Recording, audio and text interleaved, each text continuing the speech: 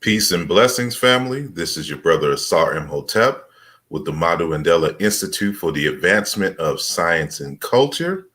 Today is Monday, September the 14th, and today's topic is why I left the Hebrew Israelites. More to come in just a minute.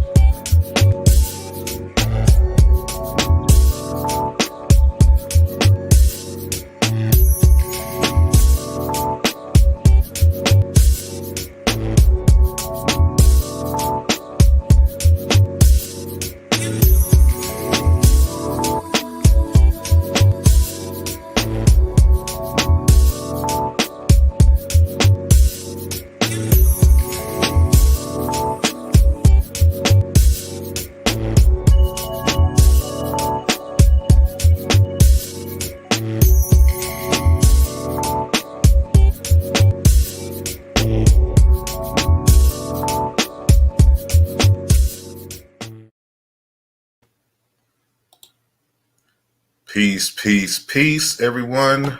Thank you for joining me for this interesting and meaningful topic. It is something that came up recently in a private conversation. So I decided to tell my story in full, for those who may be interested in this particular subject. So for those of you who may not have known, in some time in the past, I was a part of the Hebrew Israelite community, and that was over 20 years ago. So it seems like, forever ago. And so in internet years, that was 200 years ago. So before we get started, I, of course, want to shout out everyone who is listening live, and of course, everyone who is catching the archives, and those who have made themselves known in the chat room.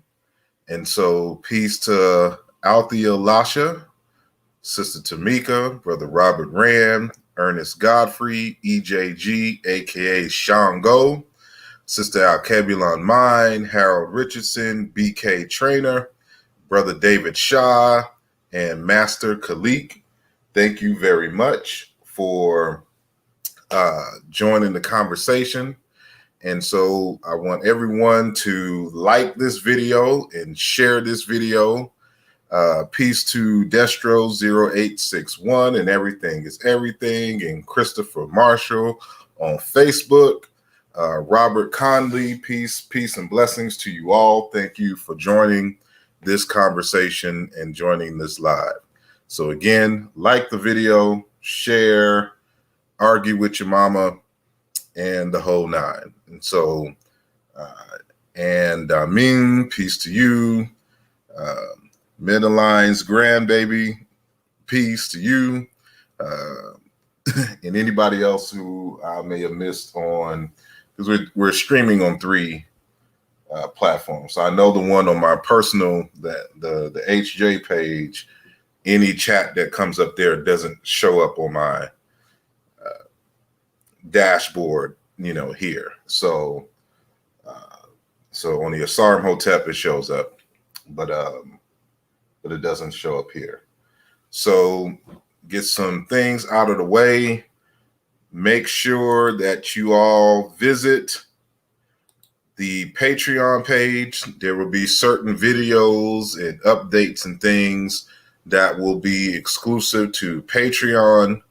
And I'm using the Patreon to help raise funds for a documentary film called Shiena Into.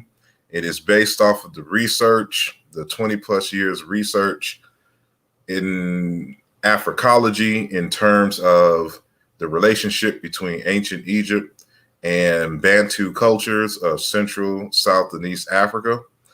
And it's going to be a dope project. And so, if you want to help with the project, please visit this link. Here's my little brand poster for it. You'll see this at the top of the page when you get there. So make sure that, you join and contribute and be a part of this particular movement. So we'll continue to have different shows and things that highlight what is going on with the project and things of that nature. So let me just start off and get it in. Thank you again, everyone, and if you see me looking, since I got different, things going on here, just trying to make sure that everything is showing up and the audio is good and all that good stuff on the different platforms. So, and this is just an open conversation. And so if you have any questions, please type them in the chat, and I will be sure to respond to them in a reasonable time manner if I see it. I'll try to pay attention to my phone in terms of the chat questions, because on the back end here, there's a time delay. So, I may not see it immediately. Make sure. Okay, so all of that is good. We good here. We good on Facebook. And it is on like popcorn. So where should I start? I guess I should start from the beginning. So again, for those of you who are just joining, this is just a testimony. It's not a presentation or anything to that nature, but it's just my testimony of my journey through the Black Hebrew Israelite movement. And for those who are unfamiliar with the Black Hebrew Israelites, this is a movement that started really kind of in the early 40s and, centrally based on the idea. And you can actually go back further, probably to the early 1900s, probably at the turn of the century, with a few camps. But the real movement kind of started that early in the 40s and 50s. And of course, of all places, New York City. And there, the central basic belief is that the Black people of North, Central, and South America are in fact the original Hebrew Israelites, or the descendants of the original Hebrew Israelites, who, escaping the empires out of the Middle East, found themselves traveling into Africa, and then were caught up in the transatlantic slave trade and then brought to the New World. And of course, this is a result of prophecy that was foretold in Deuteronomy for the alleged breaking of the commandments of the Most High that you always, hear them say. And, so as certain people have, if you ever heard of Baba Matthews, in that origin, I won't get too deep into that. And so if I want to do that, I want to make sure that I have the documents ready, for that history. So we may have to do that another time, just a general history on the Hebrew Israelite movement here in the United States. And so for me, for a lot of y'all know, I grew up basically in the South. And so in Houston, in between Houston, New Orleans, and San Antonio, Houston, Texas, San Antonio, Texas, and New Orleans, Louisiana. And so when I was in San Antonio, I think I was around 15, 16. I went to a high school by the name of Sam Houston. And at this time, I used to live in the East Terrace projects. And so in between, there was two projects. there was the East Terrace projects on one side, and then you would separate it by the train tracks, a field, a little shopping center would be our rival projects, the New Light Village, which was on there. So in between New Light Village and in between the East Terrace, there was this field and shopping center. So there was a Murph Burgers where I used to work. There was a Super S, which was a grocery store, a local grocery store. And then there was this little strip of, you know how like when you go just to any kind of shopping center, there's this little strip of businesses or at least office spaces and things of that nature. There was a business strip of office spaces, you know, there, and then like a gas station on the other side of that. So this is important because after I left Murph Burgers, which was in that area when I was 16, I went and worked for Super S, which was the grocery store there. And so I would see across the street, this is when the Hebrew Israelites, you know, first came into San Antonio. And so they were building a school there, and they used to always come into Super S, and I would be, you know, I was a bagger, and I was a cashier, and with everything else, you know, in the store. So when I would be checking out, they would always come through, you know, get something to eat before their classes or whatnot.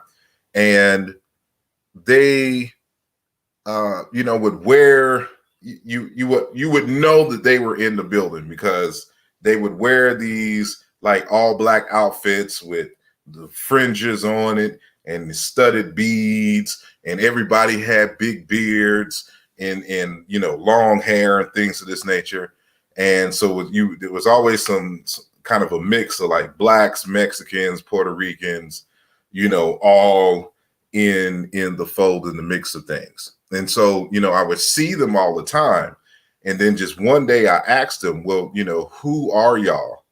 And, you know, are y'all some kind of circus, you know, saying act or whatnot, or, you know, are y'all a band? You know, I thought they were a band at first.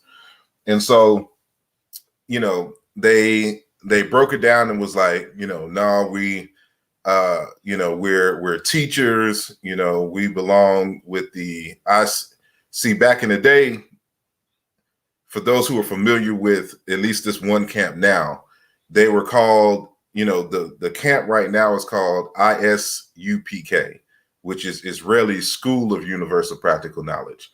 In the early and mid 90s, they were known as ICUPK, which is the Israeli Church of Universal Practical Knowledge. So they changed the word church to school, you know, but that happened way after I left. And so, so they said we're with the ICUPK, you know, the Israeli Church of Universal Practical Knowledge, and we teach Black history through the Bible and da da da da. So it's very brief, and it was like, you know, we hold classes. You know, we're building the school across the yard, or it wasn't across the street, but it's like, you know, in the same parking space. So across the way, we're building our school. And so, you know, we hold classes, you know, basically every day from this time to this time. I want to say it was like 6 or 7 o'clock to like 9, you know, PM. So, so he's like, you know, whenever you know, if you want to check us out, you know, check us out. And, you know, here's a number you can call the school. You have any questions, you know, we'll be here to answer. So, let me see. Excuse me. Hold on. Peace, everyone who is just joining the conversation. I think I shouted out a couple of mine, BK Trainer, Rashu, Mint S. I am not Pablo. Everything is everything. And I don't know who else that I may have missed. Can't Get Right. And Damien, I think I shouted you out already. Anyway, so continue with the story. So back then, like I grew up pretty much non-denominational. So, when, before Joel Osteen took over the church, we used to go to that church. And, he took over from his father. And so when I was, younger and living in Houston, that's one of the churches I went to. We kind of oscillated between two, that and a church called Bread of Life, but they were all non-denominational. And so, but when I moved to San Antonio for my last year of middle school and high school, at this time I stopped going to church, but I was still very, religious, as much as I can be at that young age. And so at this time, I still had an interest in biblical matters and things of this nature, but, we weren't required at this time, to go to a church every Sunday and things of that nature. So I wasn't involved like that, but more so in the study of things. So I gave you the first encounter at the Super S, but I didn't go immediately to the school. So also at this time, of course, I used to rap and b-boy and things of that nature. So in high school, we had like everybody got their tables, right, of their crew and, the people who have similar interests and stuff. And so all of the people who were in entertainment and, music and MCing, DJing and arts and all of that, we had our own, table, and everybody was cool. So we would fluctuate and circulate, but that was kind of the main table. And so there was a sister there from my old neighborhood over there in Willow Woods before we moved to the projects. Her name was Laretha, and a very beautiful sister, somebody we used to dance and rhyme with, from the neighborhood. And we started noticing some subtle changes in her. Now, come to find out, she was a part of the whole Hebrew Israelite movement. And so, we would, not only were we artists, we were all philosophers and thinkers. And so, y'all think that these debates that I'll be having online is something new. This goes back even further than high school to middle school. We would always debate history, philosophy, religion, et cetera, et cetera. And so this one day we're having conversations and we're talking about biblical matters. And Laretha would mention certain things and say that's not in the Bible, or that's not, the right interpretation.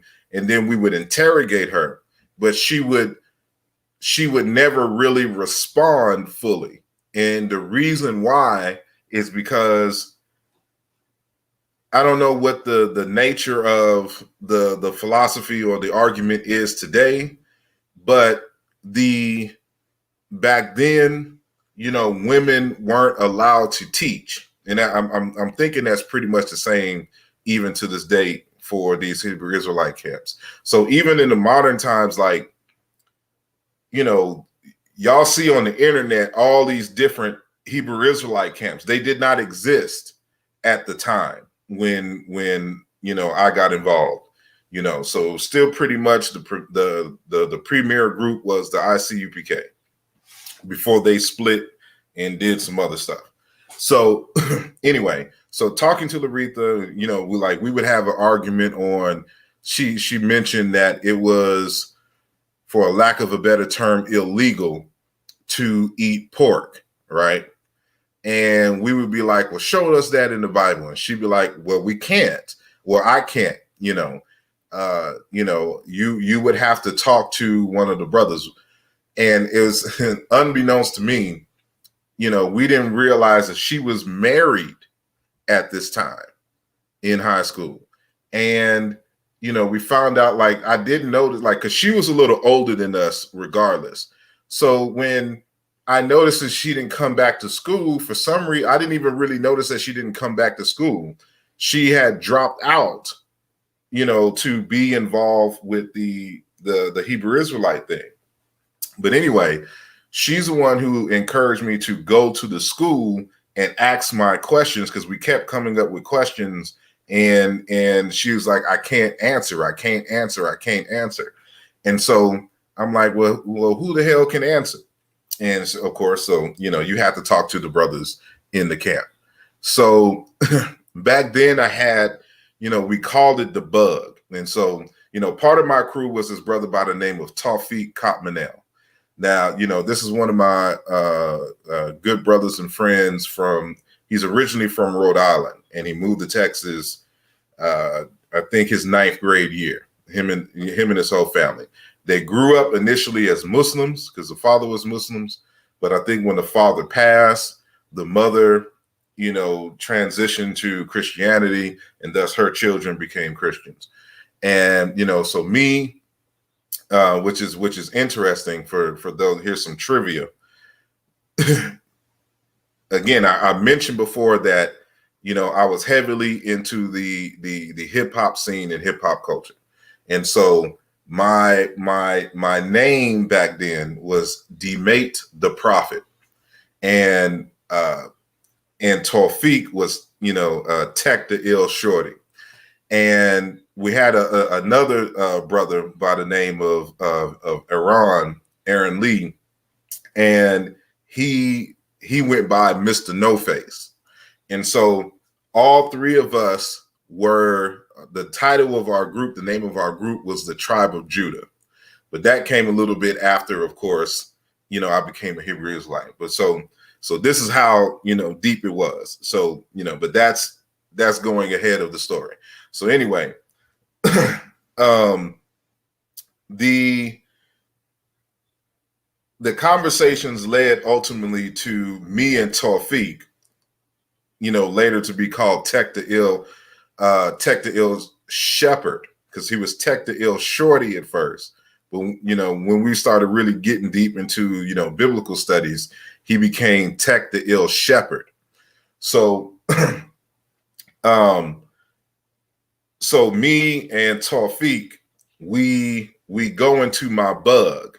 And so I had most of y'all probably wouldn't even know what this car is. It was like a 70s or early 80s Renault Alliance.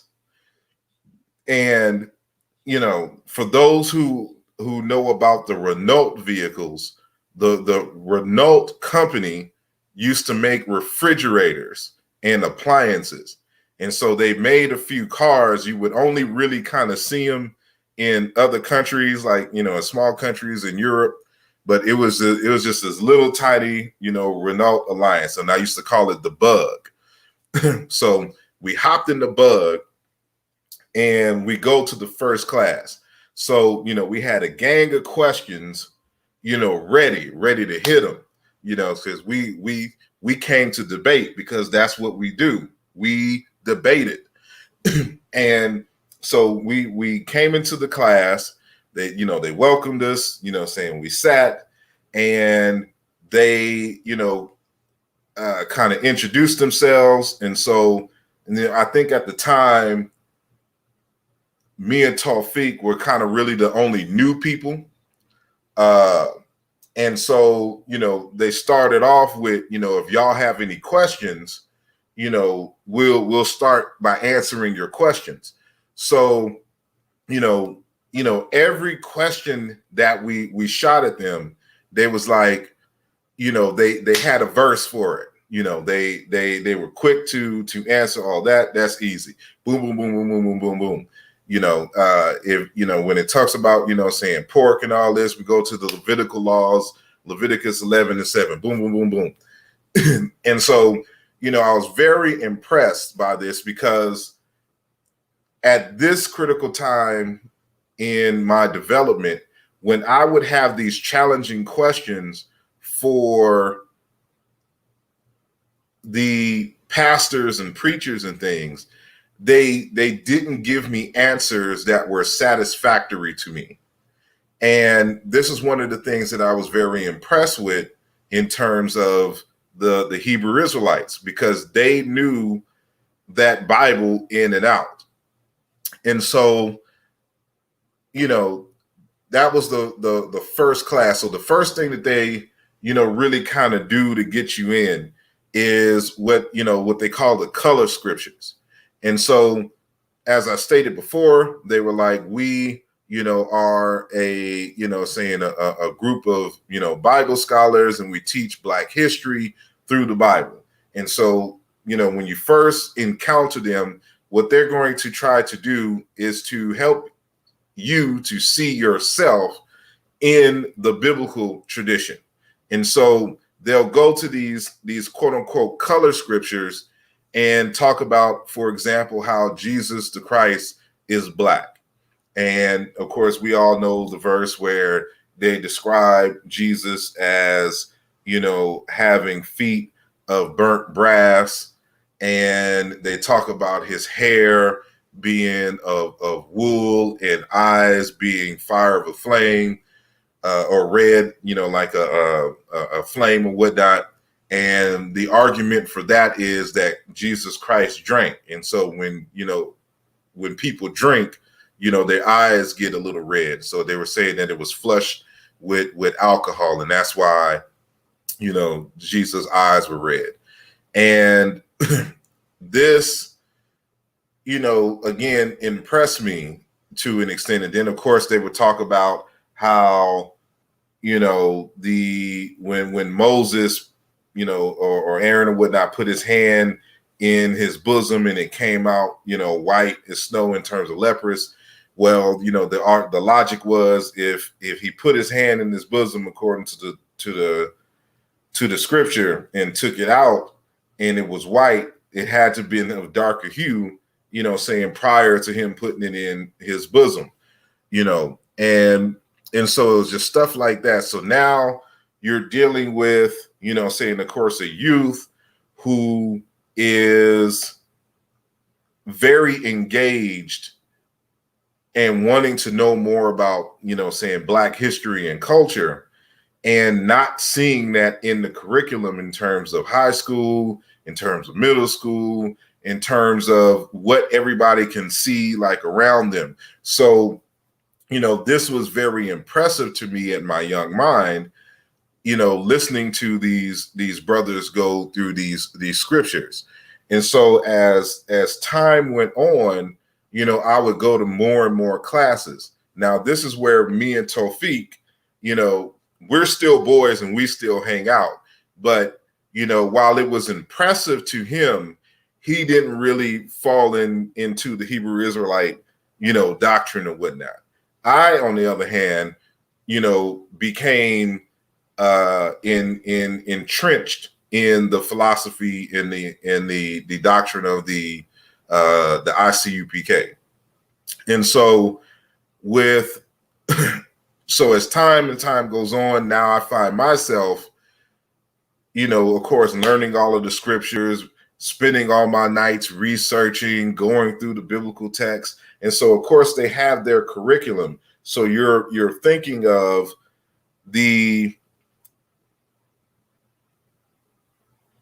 you're interpreting the Bible in a way that it is presented to you. And so the reason that is the case because of the way that they teach. So they'll hit you with the line about the precepts upon precepts, line upon line, on how you are supposed to, you know, read the biblical text.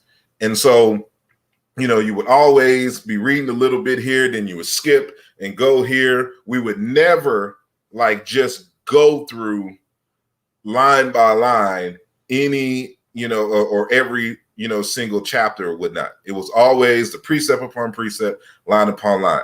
Read a little bit, read. Then you go over here. I need you to get me Revelations 11. I need you to get me and then read.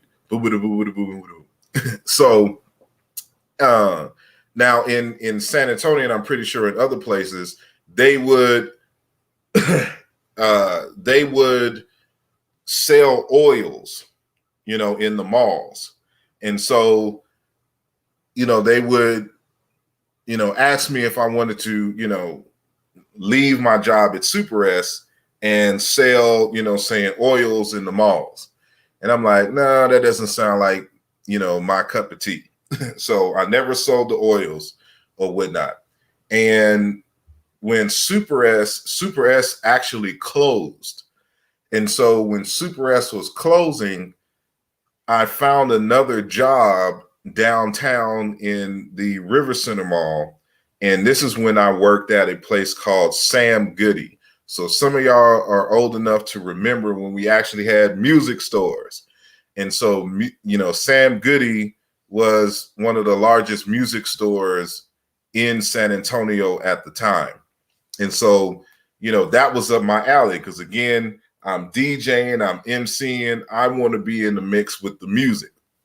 So, and of course, when you're in the mall, you have the Hebrew Israelites right across the way who had, saying the oil shops and stuff to this nature.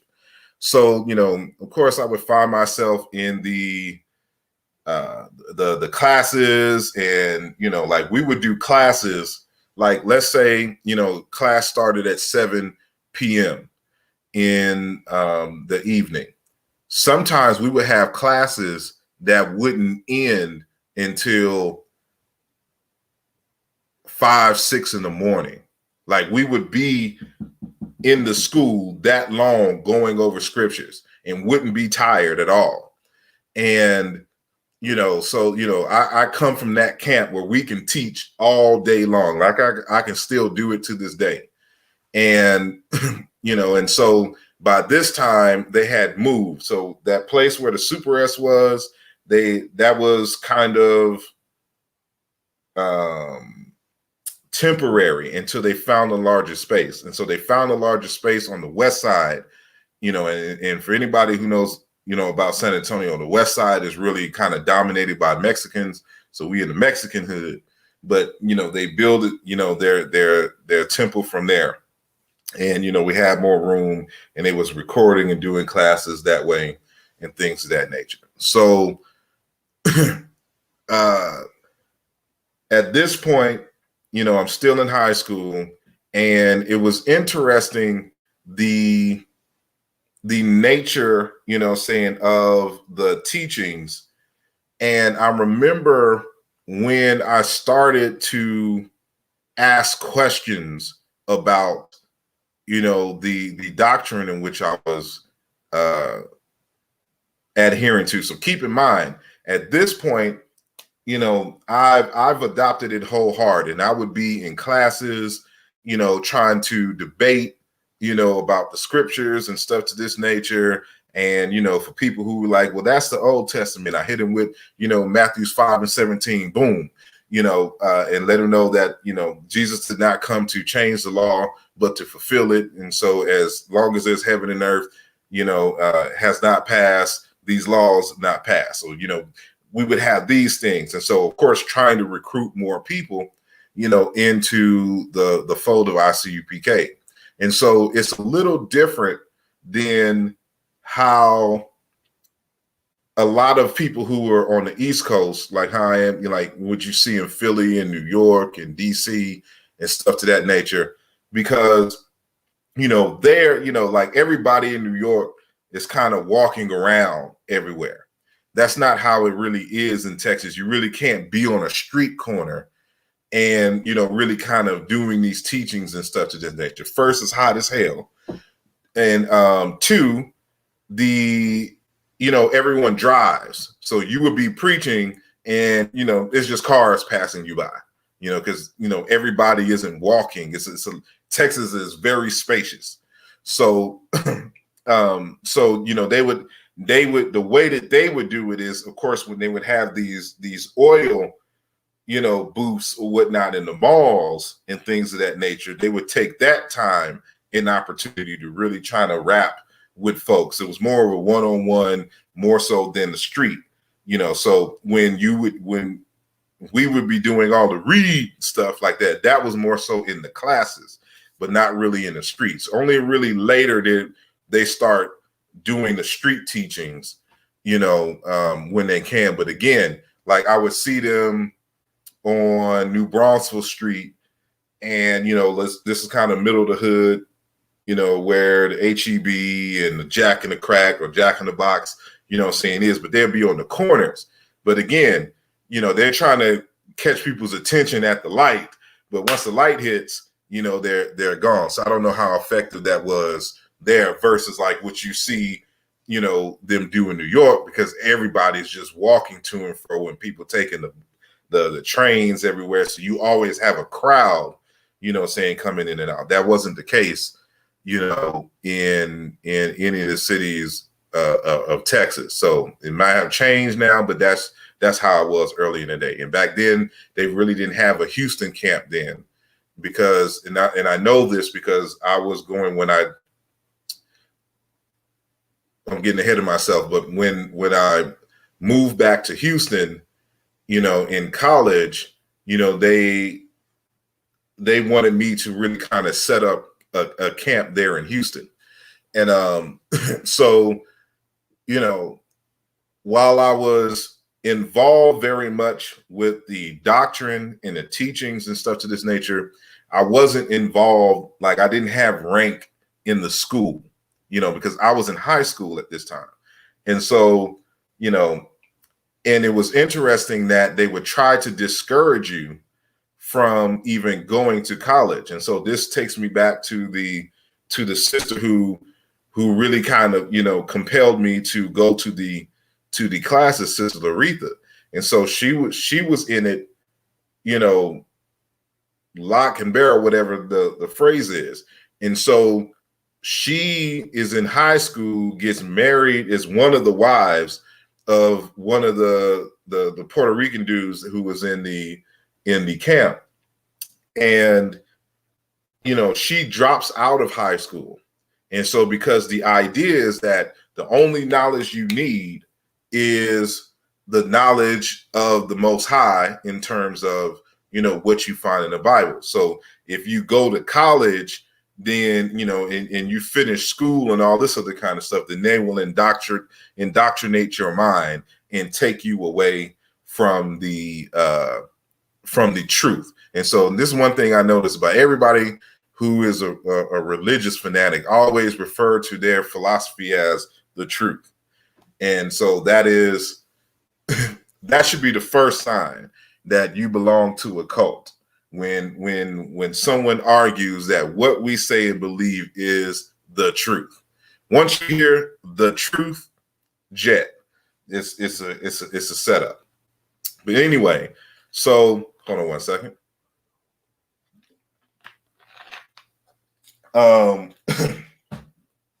So now, I'm not hearing that not go to college stuff. So I've been wanting to go to college since I can remember, because I'm a scholar. So I go to Southwest Texas State University, which is in between San Antonio and Austin, Texas. And I'm still a Hebrew Israelite at this time. And I remember coming in, trying to proselytize hard. So I remember it was this group of brothers who did a Black history exhibit in February of my freshman year. And so this is in 98. And I don't know how to explain it for those who haven't been to Southwest Texas State University. So in San Marcos is very hilly. Like that's one of the things that we noticed, like, our calves were on point, from walking around Southwest Texas State University campus. And I should say that right now the name has changed since I left. It's called Texas State now. But back then it was called Southwest Texas State University. And so the library that was, the center of campus it was very tall and high, but it had a deep underground because the where it was built was on a large hill. So, you know, you had to climb up a lot of steps and things to get to the library. But deep at the bottom was there was a variety of things, but one of the main things in there was kind of like a museum. So they would have exhibits come in and out of the museum. So these brothers who, you know, got permission to curate the Black History exhibit, you know, at the end, like you would walk and you would kind of go through and see the exhibit, and you would see some videos, some artwork, and things of that nature. And then when you ended the exhibit, you had an opportunity to leave a note about, you know, what you saw and your opinions and things. So I went through the exhibit, and of course, me being a young Hebrew Israelite, I don't see them no information about us being the true Jews, you know, of Israel. So I put in the note that we are the true Jews, and here are the scriptures that prove it. And if y'all do this exhibit again, y'all need to include this into the mix. So, so this is how deep it was. When I would do like my English courses or my political science and social studies courses, I would always in my papers include the knowledge that we are the true Jews. And I would turn these, you know, into the, you know, I would put this in my papers and turn this in to my classes. And I wish I had like copies of these papers then. Oh, and I should say that, of course, I had a Hebrew name. And so my Hebrew name was Shakot Ariah. And so it's just a quiet or silent lion. So that's what the name was. But my Hebrew name back then was Shakot Ariah. So that's some trivia for you. And so I was deep into it, and I would invite the Hebrew Israelites on campus. So I used to have formal debates. I would bring Christian pastors, I would bring Hebrew Israelites, and I would bring people from the Nation of Islam. And we would have panel discussions talking about certain doctrines. And so it is, you know, I help to spread and bring, and so when, and bring, of course, the knowledge of the Hebrew Israelites. So when they saw that, you know, because of course they didn't want me to go to college, but since I'm there, you know, and I had access to student groups that can bring them in and give them a platform, they saw this as an opportunity to recruit and things of that nature. So I would bring them to my college campus. And so in 2000, I had transferred from Southwest Texas State to the University of Houston. But by this time, you know, of course, I'm learning a little bit about how to do research. And I've already been questioning certain teachings and doctrines of the ISUPK. And so, for example, we used to have a rule where you couldn't have sex on the Sabbath. And for the longest, they would teach this as if this was actually scriptural.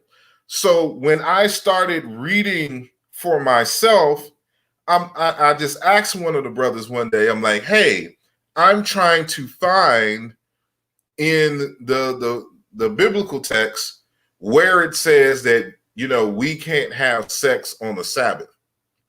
And, you know, so in my mind, I'm thinking, you know, if you've been working 6 days straight and you tired, the one day that you have, you know, you can get some rest and you have energy to really lay it down on your woman, you can't do it because the Bible says that you can't have sex on the Sabbath.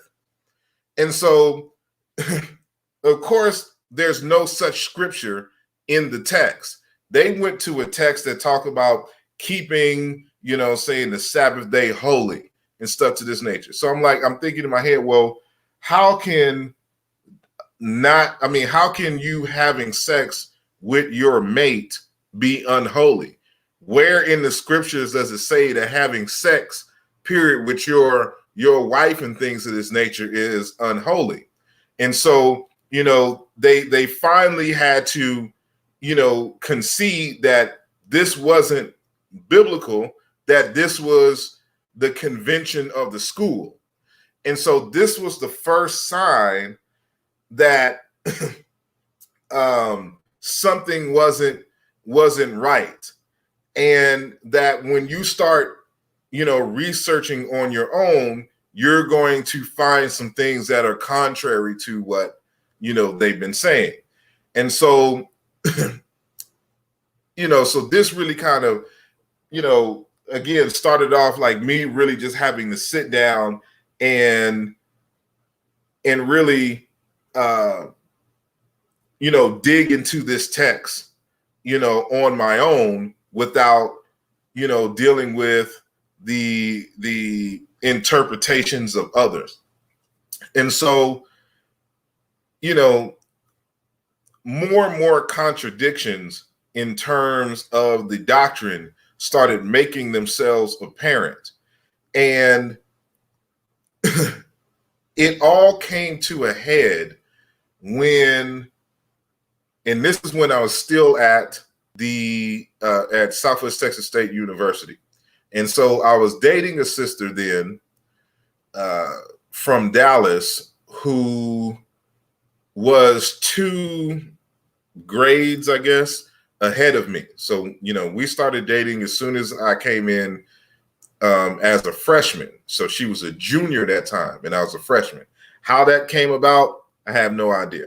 But, maybe it's a testimony or a testament to my game as a freshman.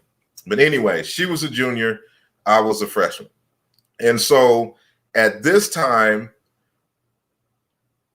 what had happened, I've already, been back and forth, to New York for Passover, so what, Passover is a big holiday or high holy day, I should say, for the Hebrew Israelite camps.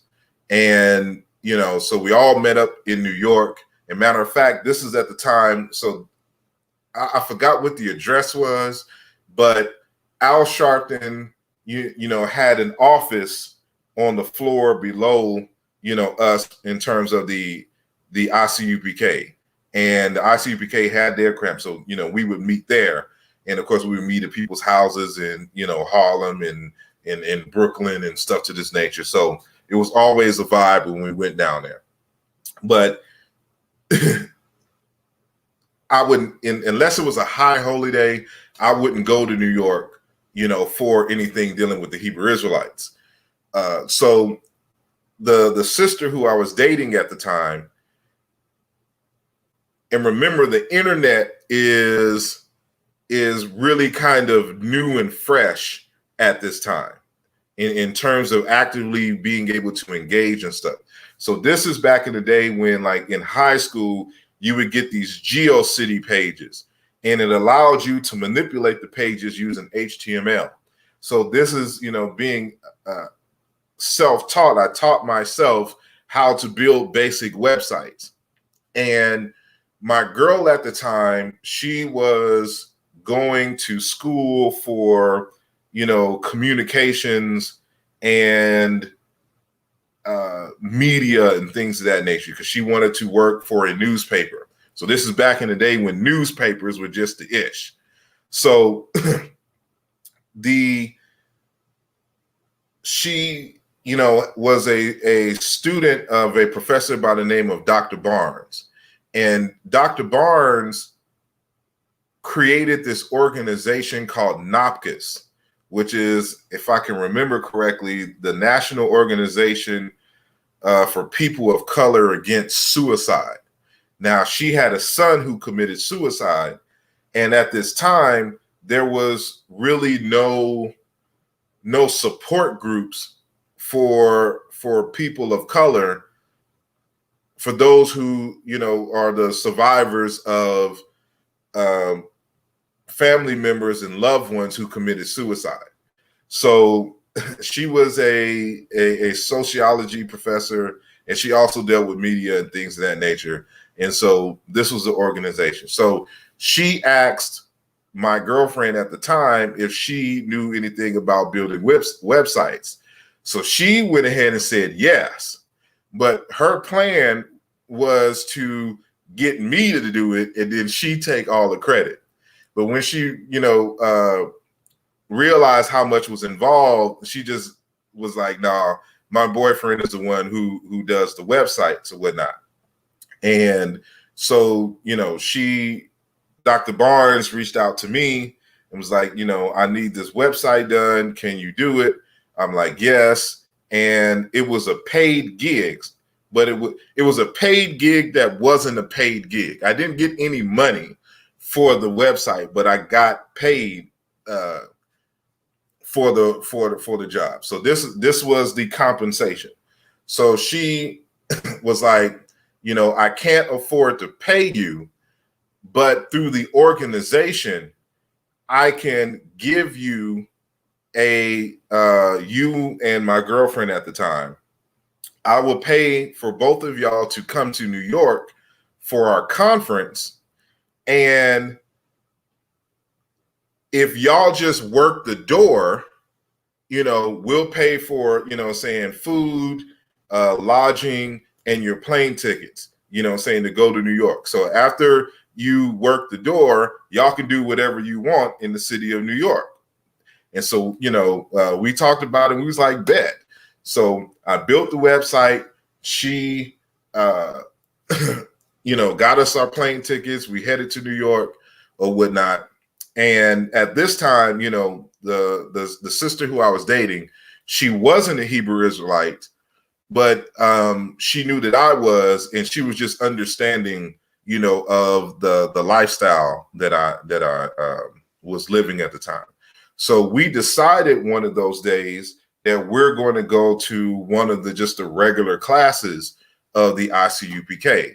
So at this time, again, I'm in it. I'm still in it strong. I'm still in my proselytization phase, but I'm also in the back of my mind secretly, you know, challenging certain ideas and thoughts, you know, of the whole Hebrew Israelite doctrine and things of that nature. So after one of the days, I forgot, I don't know if it was the first or second day that we were there in New York, we did our thing. We were checking all of the people in who's coming into the conference.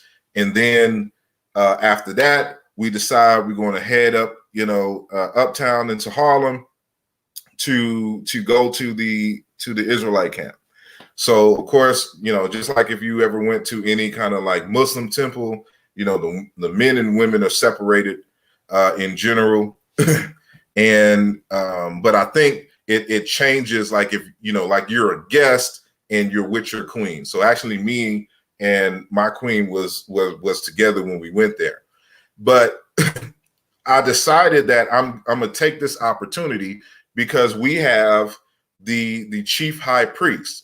And I should tell y'all that, you know, in the early ISUPK, it was argued, they used to argue that the founders of the ISUPK were the disciples reincarnated. And of course, they had a biblical scripture to make that argument. So when we saw them, we saw the disciples. And so, you know, when you saw the General Yohana and all the other people, you know, and I remember, like, I wonder if General Yohana had, I think it was General Yohana who had like a curl back in the day. Like it was almost like one of them Ice Cube curls, those West Coast curls from back in the day. So again, this was the 90s. So, you know, that was still kind of prevalent then. And So I decided I'm going to take this opportunity, since we have the chief high priest here, to ask the questions that, that I had bubbling inside, for a while now. So the first question that I asked had to deal with Jacob and Esau. So if you're familiar with the argument from the Hebrew Israelite camps, Jacob and Esau are twin brothers, and they are supposed to be the progenitors of two separate nations. Esau is supposed to be the progenitor of the white man, and of course, Jacob is the progenitor of the 12 tribes of Israel. And so, we can get on later the whole 12 tribes of Israel chart, which I look back now, I look like, what was I thinking? But the deal is that, according to custom, the oldest is supposed to be the one, the first right to an inheritance from the father. And because Esau was born first, he had the birthright. Well, and of course, when you're dealing with the Hebrew Israelite doctrine, they would always stress about the character of Esau in later points of the conversation. And so they're supposed to be evil. Esau and their descendants are supposed to be evil and enemies of the 12 tribes of Israel. So how Judah or whatnot, or Jacob gets the birthright is that he deceives his father into getting the birthright. And we got to go back. There's a scene like it's a movie. There's a scene in the text where Jacob is walking through a field, and he has like a bowl of soup or something like that, some kind of meaty meal or whatnot. So he's just walking randomly in a random field with this bowl. And so he meets his brother Esau, and he sees Esau, working hard in the field. And Esau sees his twin brother, Jacob, and he's asking him to, if he would share some of his meal with him, because according to the text, it says that he was near death. And so I don't know any of y'all have been in this region of the world, but it is hot as hell. And so it is not far-fetched at all if you are working in any kind of field anywhere in Egypt, the so-called Middle East, Arabia, that it is hot and it feels like you dying. And so Jacob in his mind says, he says aloud essentially that, sure, you can have this if you give me your inheritance. Now, Esau logically is like, what good is an inheritance if I am dead? And so again, according to the text, Esau is near death. He's about to faint and pass out and probably die, which is possible and common for anybody who has worked in a field of that immensity, without any kind of water or food to sustain them.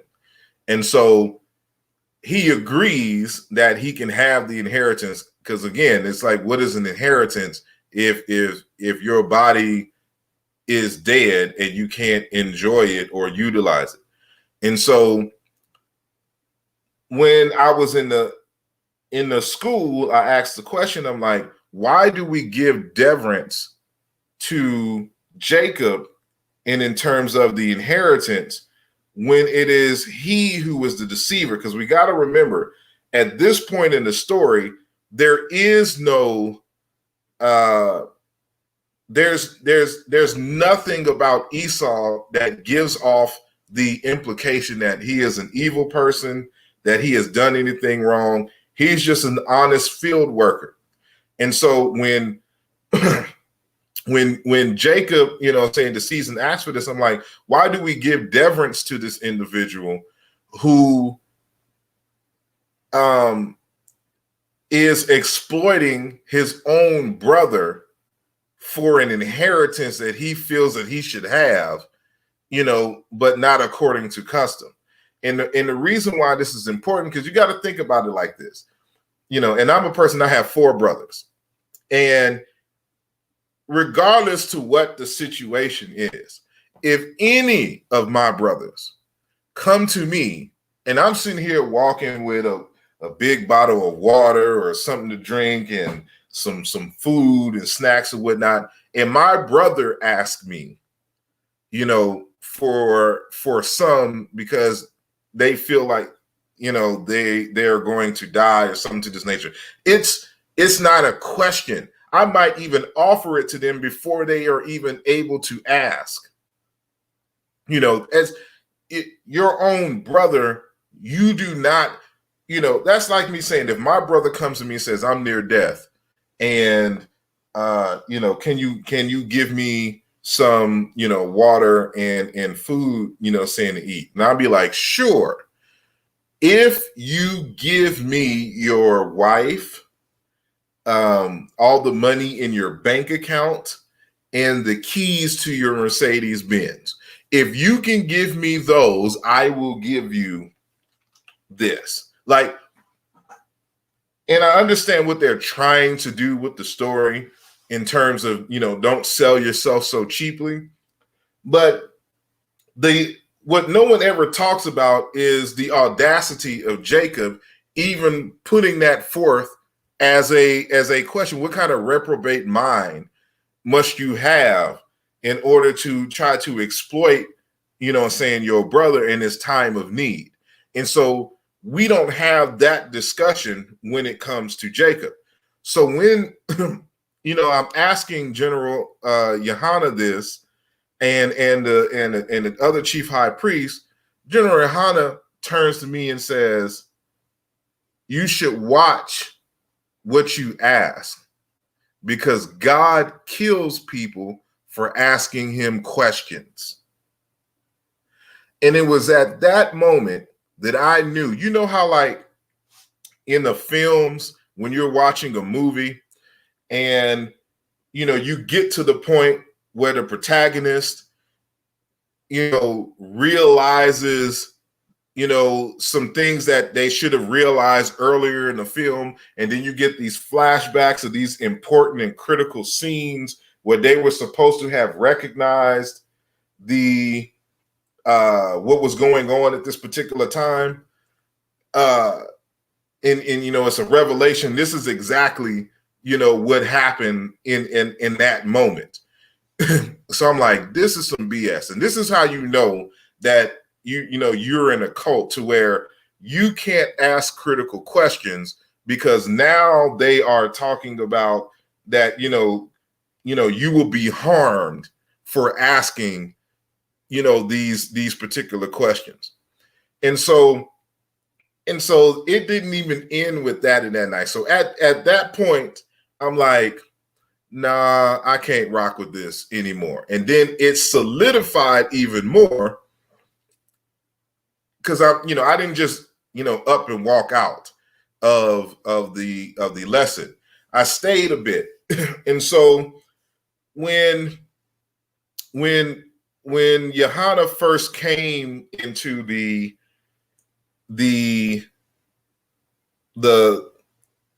class or whatnot in the lessons, he had just come from the New York library, right? And so you got to understand this about the Hebrew Israelites, especially at this time.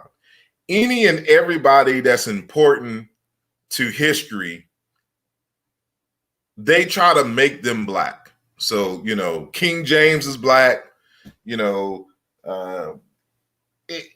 just everybody, Beethoven, everybody's just black, right? So now in the camp, they're trying to make the argument that Thomas Jefferson is black.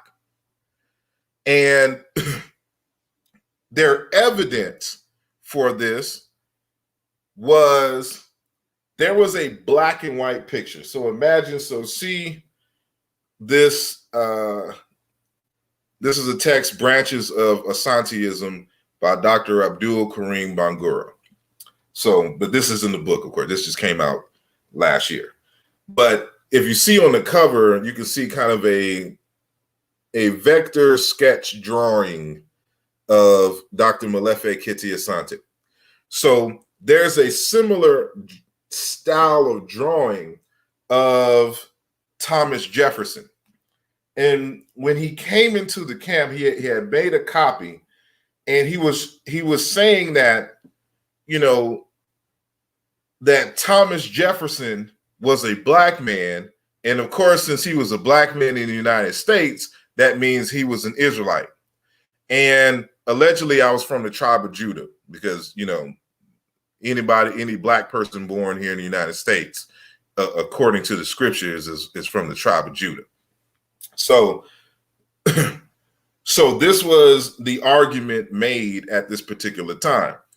And his evidence was, remember what I said, it's a black and white drawing of Thomas Jefferson. So what he was saying was that, of course, the white man is trying to hide our history, you know what I'm saying, from us. And then, of course, there's this conspiracy to try to cover up and whitewash, you know, these great these great Black Hebrew Israelite people, you know, saying in history. So the photo that he showed, he said that they tried to whitewash the original image. Keep in mind, this is a drawing. And I don't know how many of y'all are artists or have done some art back in the day and know how to draw. So when you draw, of course, you want to, you know, kind of draw the highlights and contours of the image to give it some depth and to make it look 3D-ish in a sense, make it look three-dimensional and stuff.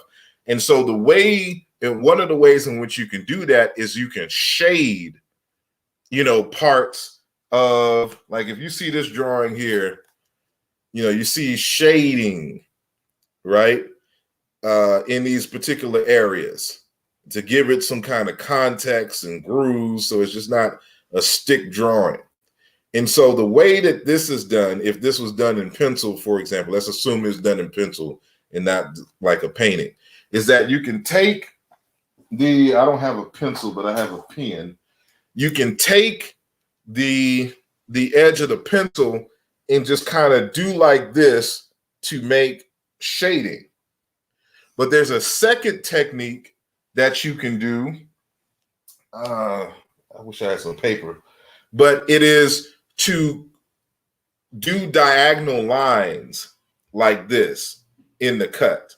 And so it's a cheap but effective way to make shade. So the argument was that, again, they were trying to whitewash Thomas Jefferson, but they messed up because they forgot to whitewash the hands. And the hands simply had these diagonal forms of shading on it. And they was passing the image around the class like this for everybody. You know how you want everybody to see it. And so there's no PowerPoints and, you know, things of that nature that we can show on the wall. So back then, this is when you printed the stuff out and, you know, you would pass it around the class. So that's what he did. So he passed the image around in the class. And when I saw that, I'm like, what kind of BS, you know, saying is this? And it was like, at that point, I had to, you know, reevaluate everything. And just, you know, when I got back to Texas, they, I had to, you know, just let it go. And, you know, I mean, I have more, you know, saying stories and things of this nature, but it's, you know, you got to understand, you know, how kind of cult behavior is, and what it is that you believe. So of course I would, go around, and what really hurt me the most is knowing that I'm going out teaching this stuff to people. So, we're talking about the 12 tribes, chart and stuff to this nature. We never answer, for example, how all of the tribes, okay, it's plausible for the Israelites to migrate into Africa.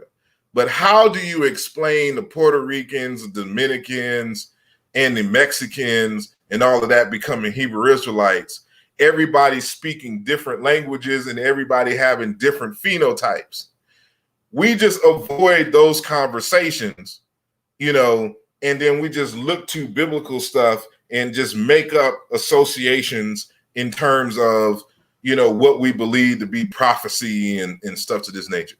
And so I just got, to the point where I just realized that the Hebrew Israelites are non-critical thinkers. I was a non-critical thinker, and when I was able to go into the text myself without any of the interference of the Hebrew Israelites, I began to see certain things and ask certain questions about the merits of these particular teachings. Like, why would you command the Israelites coming out of slavery to, one, get slaves themselves, and then two, to command them to commit genocide to take over the land of Canaan? I'm like, you're God.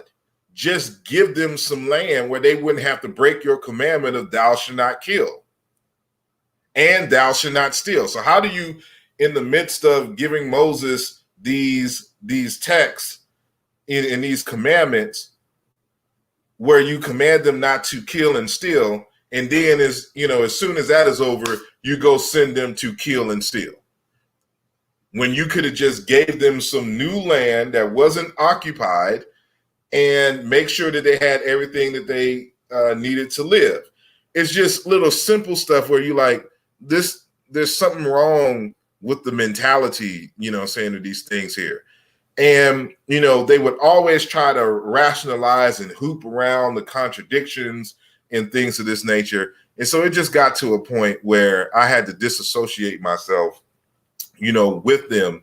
But I would still bring them over to, even when I transferred to the University of Houston, I would still bring them, over to have the debate, because I would still have debates in Houston. But again, at this time, there were no Hebrews. You may have an individual. I remember there was a cop who was a Hebrew, but there was no school. There was no camp. And even the camp that was in San Antonio, this was a camp that came from Arizona or New Mexico. They came from New Mexico. And so they were setting up camp. Before they was in New Mexico, they were in Florida. So they went directly from Florida to New Mexico to San Antonio, and then kind of spread out from there, because that's what they do. You come in, you set up a camp, and then, once that is self-sufficient, you move on to another camp and, do the same thing. And so this is, something that, I had to, really kind of evaluate, because as I was about to say earlier, coming to the realization that I was a person who spent a lot of time and a lot of years proselytizing this without first scrutinizing it myself and getting out all the kinks and contradictions.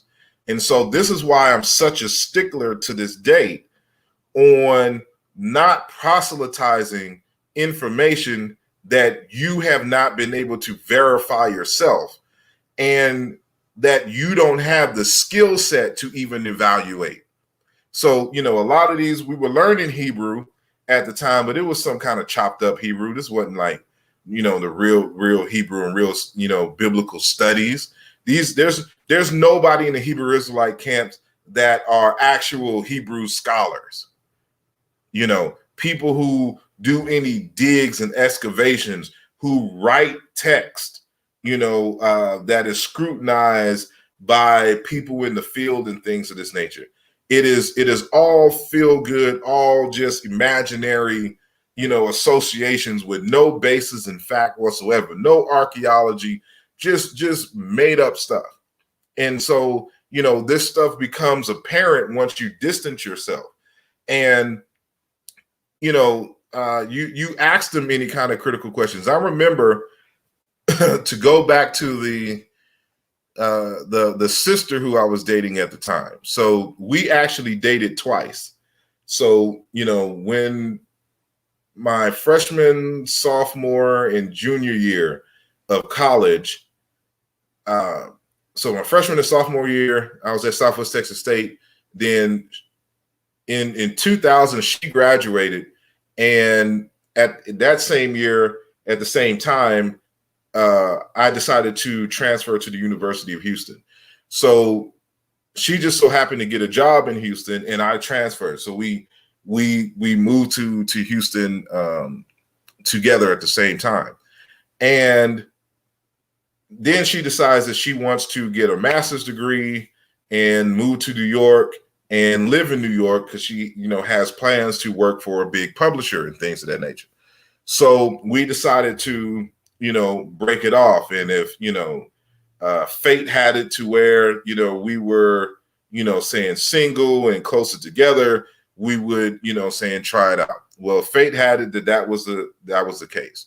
So we, some years later, I had a child by this time, and, I was still living in Houston, but she was living in Oklahoma. And she was a professor at a university or a college out there in Oklahoma. So, my son lives in Dallas. And so when I would go to Dallas to go see him, I would also go a little bit further to Oklahoma to see her. So I would kind of make it a, kind of a double, trip or whatnot. And so this one time, and so by then, this is like in the mid 2000s. And at this time, I've totally separated. I've done my due diligence. I've identified with African-centered scholarship and all of that other good stuff. So this is some years after those particular incidents. So I'm in Oklahoma, and I'm there because, and at this time I was real heavy on the poetry scene. So a lot of y'all, from Houston and surrounding areas know that, I used to do the poetry scenes real heavy. And I used to tour the United States doing poetry. And so there was this big festival that was happening there. And I was doing I was one of the featured poets at this particular event. And my girl at the time she had written her first book. And she was a vendor selling, her books or whatnot there. So we just happened to meet up there at that particular event, in Oklahoma. So while I was there, I already done my set, of course, killed it, and she was selling her books, and now I'm helping her to kind of gather her stuff and, whatever she didn't sell. And she sold some other stuff too. So we're gathering this stuff, getting ready to put it in the car. And then off at a distance, I see some young brothers, some Hebrew Israelites. And I'm like, oh, Lord, the Hebrew Israelites that made it to Oklahoma. And so I'm like, let's go over there. Let's just see what they talking about. So we go over there, and, they have kind of amassed a very, kind of small crowd, right? And we're just sitting back listening to them. And so I'm just seeing if I still got it in my head in terms of, where they're going to go in terms of the scriptures and things of that nature. And so I'm listening to them, and they finish their spiel. There's a lot of kind of young college students and stuff like that who's really intent in listening to them. And it was this one older dude that was there with them. And then you can tell that these were, kind of younger folks in the Hebrew Israelite truth that was with them. And and it's interesting and funny, this particular situation, because they had finished their little lesson that they were doing and sharing with the small crowd of people that they had.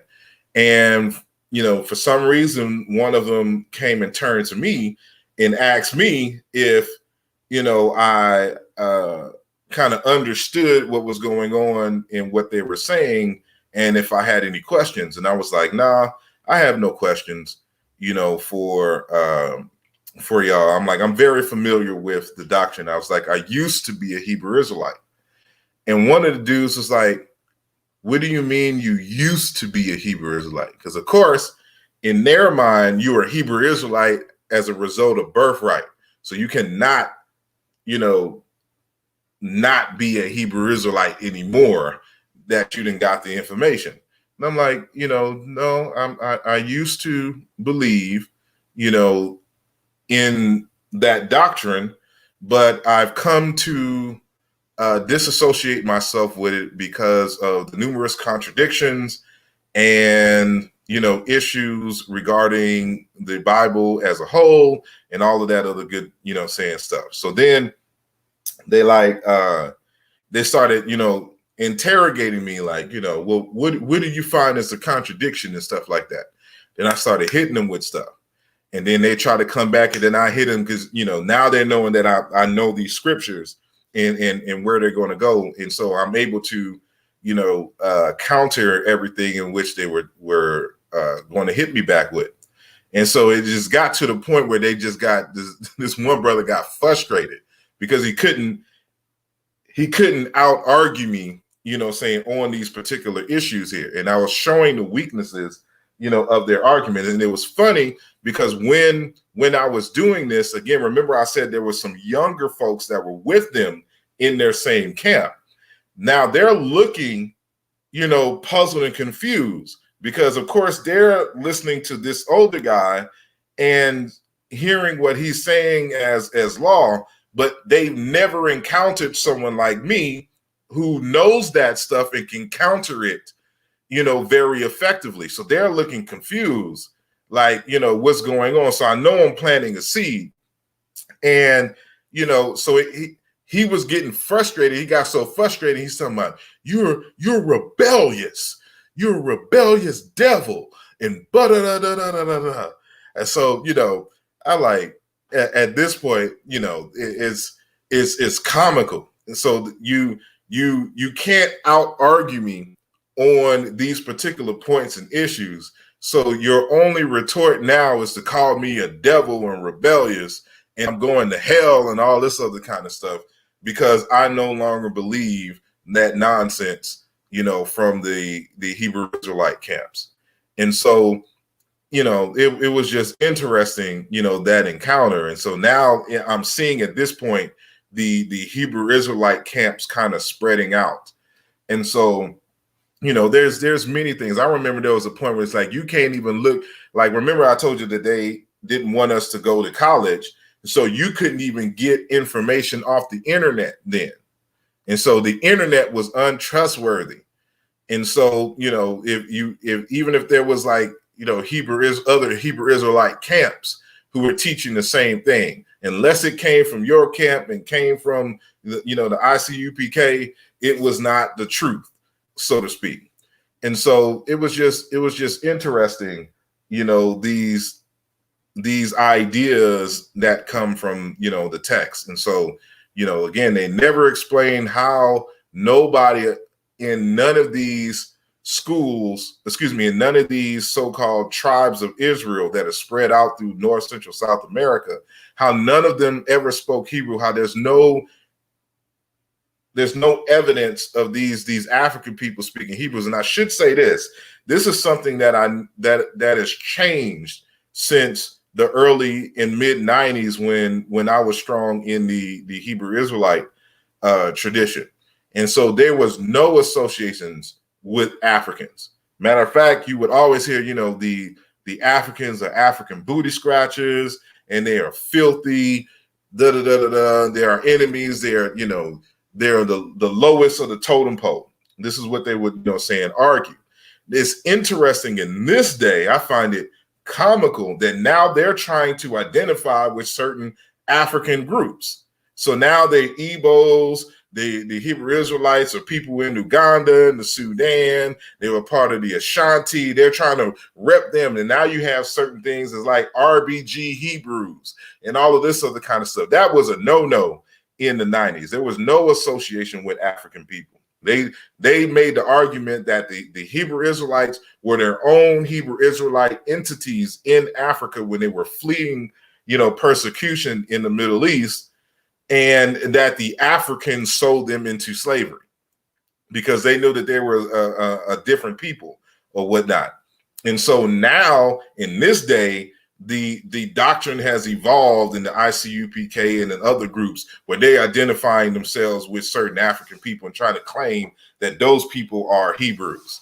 And so it is just ridiculous now. But, one of the reasons I want to, share this story is, one, just as a bit of history for those people who don't know this, about me, and two, to help people to kind of recognize these kind of cult figures, or these cult entities or whatnot. And so, you always, if you're in a cult when they don't encourage you to do your own research and they have no means, no proper means, no valid means to validate those information.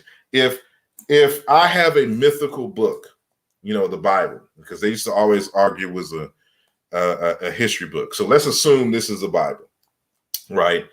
And if every point that I have to prove, what I believe is only in this text, that is a clear sign that you are in a cult. Because anything outside of that is going to be looked at as, not reliable. And so if everything was true in this particular, assuming this was the Bible, in this particular text, if everything was supposed to be true, you would find an abundance of evidence to back it up, because allegedly these stories happen in real life. And so real life, there's certain things, we live in a closed system in terms of the earth, and you would leave evidence. So if 400,000 or 1 million certain people are leaving out of Egypt, they're going to leave trash. Everyone's not going to make it. You're going to see bones in certain things. You're going to see tents, all this other kind of stuff. You're going to have other people who would tell you that they would have saw hundreds of millions of people, migrating through their towns at one time. It's the economy of Egypt would have collapsed if at that time, 2 million people, of course, which is their workforce, just up and left. It would have been an economic collapse for Egypt. But that did not happen. Matter of fact, at the time that this was alleged to happen, the wealth of Egypt and the influence of Egypt grew. And so this should tell you, saying something. And, I can get on just different parts of how the Bible is contradictory and full of BS in terms of, if you're taking these things to be literal. But, that's not the point that, the thing that I want to hone in on is just more so the issue of how to detect these certain things.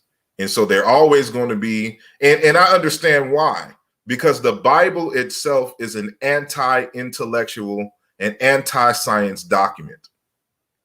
And that will require, in terms of proof, an entire show, which I may do in the near future. But because the text itself is anti-science, anti-intellectualism, anti-logic, just built into the fabric of the biblical text, then it's going to permeate into the culture of the people who adopt the text. This is why you have so many, Christians and Jews and stuff who are anti-science, who are trying to put creationism in the middle of a science class. And then when every time scientific experiments and things contradict claims made in the Bible that they have such an uproar, because they have to fight against science. They have to fight against logic. They have to fight against scholarship, because once you do that and you have developed the skills to critically analyze the particular text, all the claims in the Bible, and then of course subsequently in the Quran for that later, alleged adaptation of earlier themes, saying from the Bible, all of that stuff collapses. And so they're in this desperate mode to try to attach themselves and make it seem like, you have certain, pastors and stuff now, just in the same way that the Black Hebrew Israelites are trying to attach themselves to Africa and the Africans. They try to attach themselves to science and stuff to this nature and try to make it seem like the science is in fact backing up the doctrines of the biblical text in terms of, for example, creation and things of that nature. And that is not the case.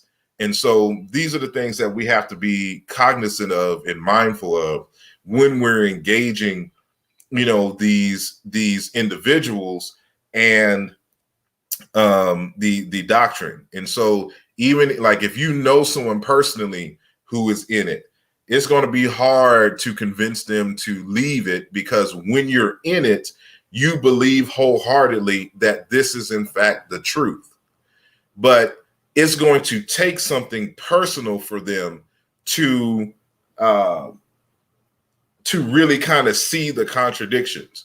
They have to be forced to say aloud the contradictions and then try to rationalize it themselves.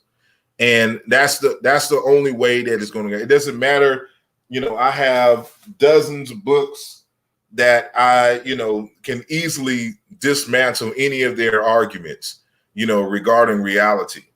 But it's there again, because they're anti-intellectualism and they believe that only the Bible has the truth.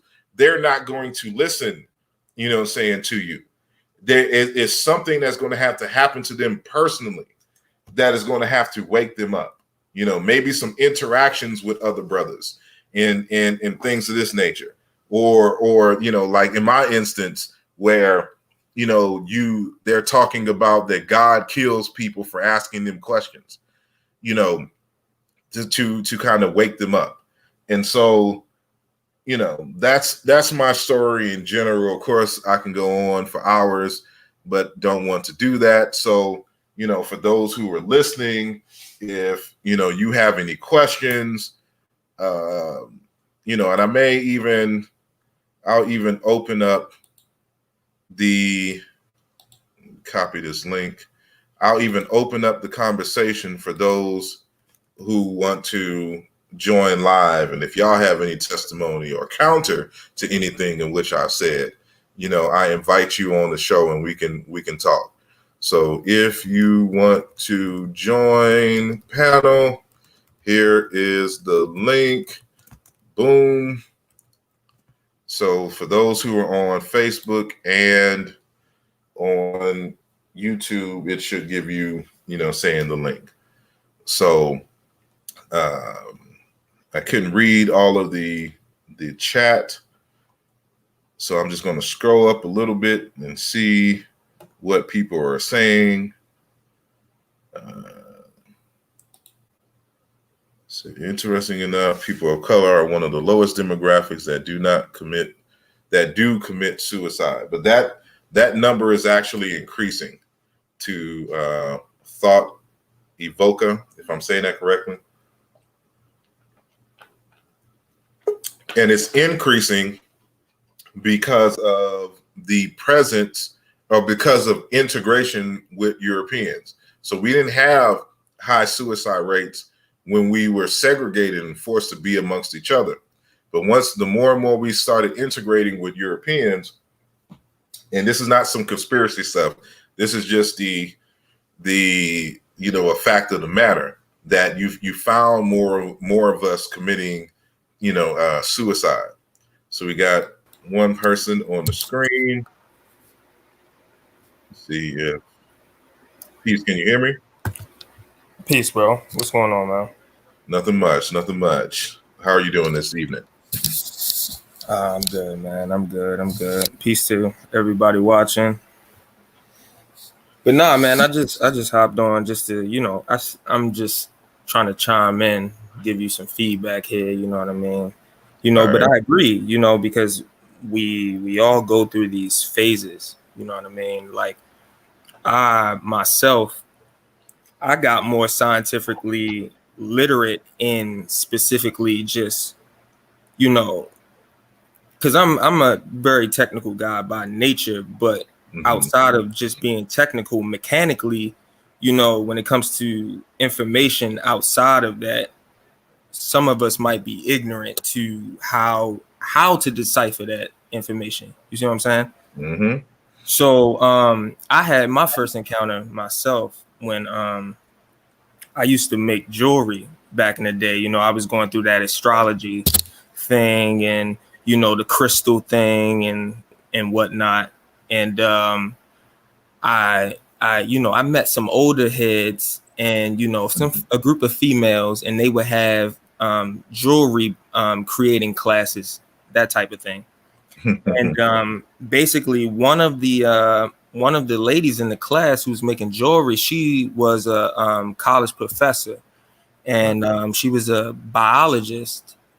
And I just got the rambling one time, just talking around, just talking around old heads and whatnot. And Mhm. I got the rambling off something Inky said, and Mhm. Inky was talking about the RH blood thing or whatnot. And I had not looked into it, but I'm just taking it off of face value. And this was years back. But but yeah, she just looked at me real crazy. And she was like, do you even know what RH means? And I'm like, yeah, it means this, you know what I mean? And she's like, no, like, you know what I mean? She just started breaking it down.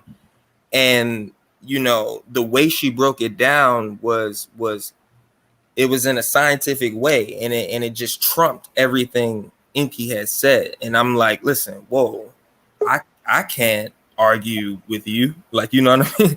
Like, you Mhm. see what I'm saying? I obviously need to take a step back and go do some homework. You see what I'm saying? Yeah. So that's when I just took a minute to be like, all right, I need to chill. You know what I mean? But Yeah. yeah, go ahead, bro. No, I'm just saying, like, that's and I have to say this, because we don't have our own educational institutions where a lot of this stuff has been worked out and that we can we have gone through and matriculated through.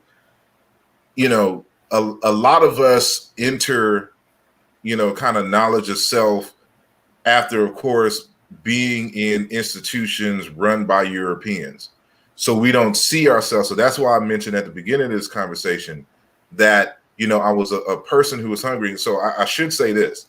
When I lived in Houston when I was younger, I lived in all white neighborhoods. I went to all white schools. And so, that fueled my hunger in learning more about my people because I didn't see them around me. There was a few black people in the western part of Houston. So I wasn't like in the fifth ward or the third ward or whatnot. I used to live in West Houston. And I went to Askew Elementary and Paul Revere middle school at that time. And so, y'all know what it's like to go to a dance and they ain't playing none of the music that you like. You got to sit there, Mhm. rock and roll and all this other kind of stuff. And then it's nothing but white girls that you have to choose to dance with, for the most part. They may play, this is how old I am. They may play some Tone Loc, to this lecture, at the party, like every now and then, it's like, they would mention Martin Luther King during Black History Month. Like it was that to appease, us, but they right back to New Kids on the Block and all of this other kind of stuff. So I'm telling my age here. Yeah. So, you know, when, you know, when I moved to San Antonio, I moved on the east side, of course, with a lot of black folks. But even still, there's no curriculum. All my teachers are still white. And the you know, what they're teaching is this kind of flowery, very detailed, you know, African centered, of course. You know, you don't see yourself. So when you finally get of age, and especially with the internet being prominent as it is now, you know, any and everything sounds good to us because it reaffirms us in various different ways. So whether you're talking about Nation of Islam doctrine, whether you're talking about Hebrew Israelite doctrine, Nuwapians, I didn't find out about Nuwapians until I moved to the East Coast. You know, I missed the whole Dr. York movement and all that. Well, that's because you didn't grow up with people like Dipset and you know what I mean, and all these other people who just shout out Malachi Z. York, you know, like he was a hero or something. But you know, I grew up in that era for sure. But I want to bring in Sean, who has joined the panel. Peace to you, good brother. Peace. You have a comment? Yeah, can you hear me? Yeah, I can hear you. All right, good. Okay, so actually it's like a two-part question. Okay. So so first, have you heard of Solomon Birnbaum? I can't recall at the moment, no. All right, so apparently in 1954, and I'm just reading this off the internet right now. Okay. So he I guess coined this term Paleo Hebrew, right? Okay. In 1954, he was a paleontologist. He wasn't a linguist, and I guess his you know, before it was called Paleo Hebrew, it was actually called Phoenician. Mm-hmm. All right, so I guess that. So my first question is, because I know, like in your studies, like, you know, I got a lot of your books, and I look at you, and I know that you don't mind recoining a term if you think that it needs to be recoined, right? Mm-hmm. Like if you feel as though, you know, a certain term, there's a better word for that term, I noticed that you don't mind using that, you know, using that term. So my first question is, how do you feel about, I guess, the word Hebrew being used to describe the language or the language or the writing system in general? Like, do you feel as though that's an accurate term that we should use for that writing system as opposed as Phoenician, you know, as you know, like it was used beforehand? And my second question is, on one of your videos, you made a statement about, you was talking about how the Egyptians used the term Hebrew in regards to like a negative term, like in regards to all of the different you know, warrior tribes that was coming in, you know, all of the nasty people that was coming in, they had some type of word Hebrew on the back of their name. And I was just wondering if you remember that and if you can expound on that. No problem. I appreciate your questions. So your first question, you know, I don't like using Paleo Hebrew for the writings in terms of what you find in the Sinai mines. And because again, there's no Hebrews in the biblical sense at this time, at least coming into history. And so this is, as you stated, when you're talking about Phoenician, but more specifically the Canaanite, the Hebrew language itself is simply a dialect of Canaanite. It's really Canaanite language. And so the writing itself is just an adaptation to the Hebrew dialect of the Canaanite, if that makes any sense. And all of that comes from Meta Nature regardless. And there's been plenty of articles and books written by, you know, philologists and, you know, Hebrew scholars that acknowledge this. Yeah, Christopher Ehret has a bunch of fucking a bunch of YouTube videos on it as well. Yeah, so it's you can't call it Hebrew if the Hebrew language itself hadn't broken off from Canaanite yet. And so this is a Canaanite script apply to the Hebrew language, just like, you know, what we're seeing around us. You know, our names are written in the quote unquote Latin script, but it's applied to the English language. And so that's like, you know, us calling, you know, this script, let's say the Greek script, Paleo English. Like, it wouldn't make any sense, because it's just the Greek script, you know, and it evolved into the Latin script. But both of them derive from the Canaanite or Phoenician script, which of course evolved from the Meta-Neter. And so, so I didn't mean to cut you off, but that's my point. So since it doesn't make sense, right? So since using the term Paleo Hebrew, obviously this guy Solomon Birnbaum, right, just coined that because he said, hey, listen, this is the area of which, you know, Hebrew people would have been at, or, you know, Israelite people would have been at. So I'm changing it, you know, to Paleo Hebrew to fit my religious ideology. So that being said, if it don't make sense, right, do you think that Hebrew as a term for, you know, for that language or that writing system, again, should even be used? Like, you know, I mean, should we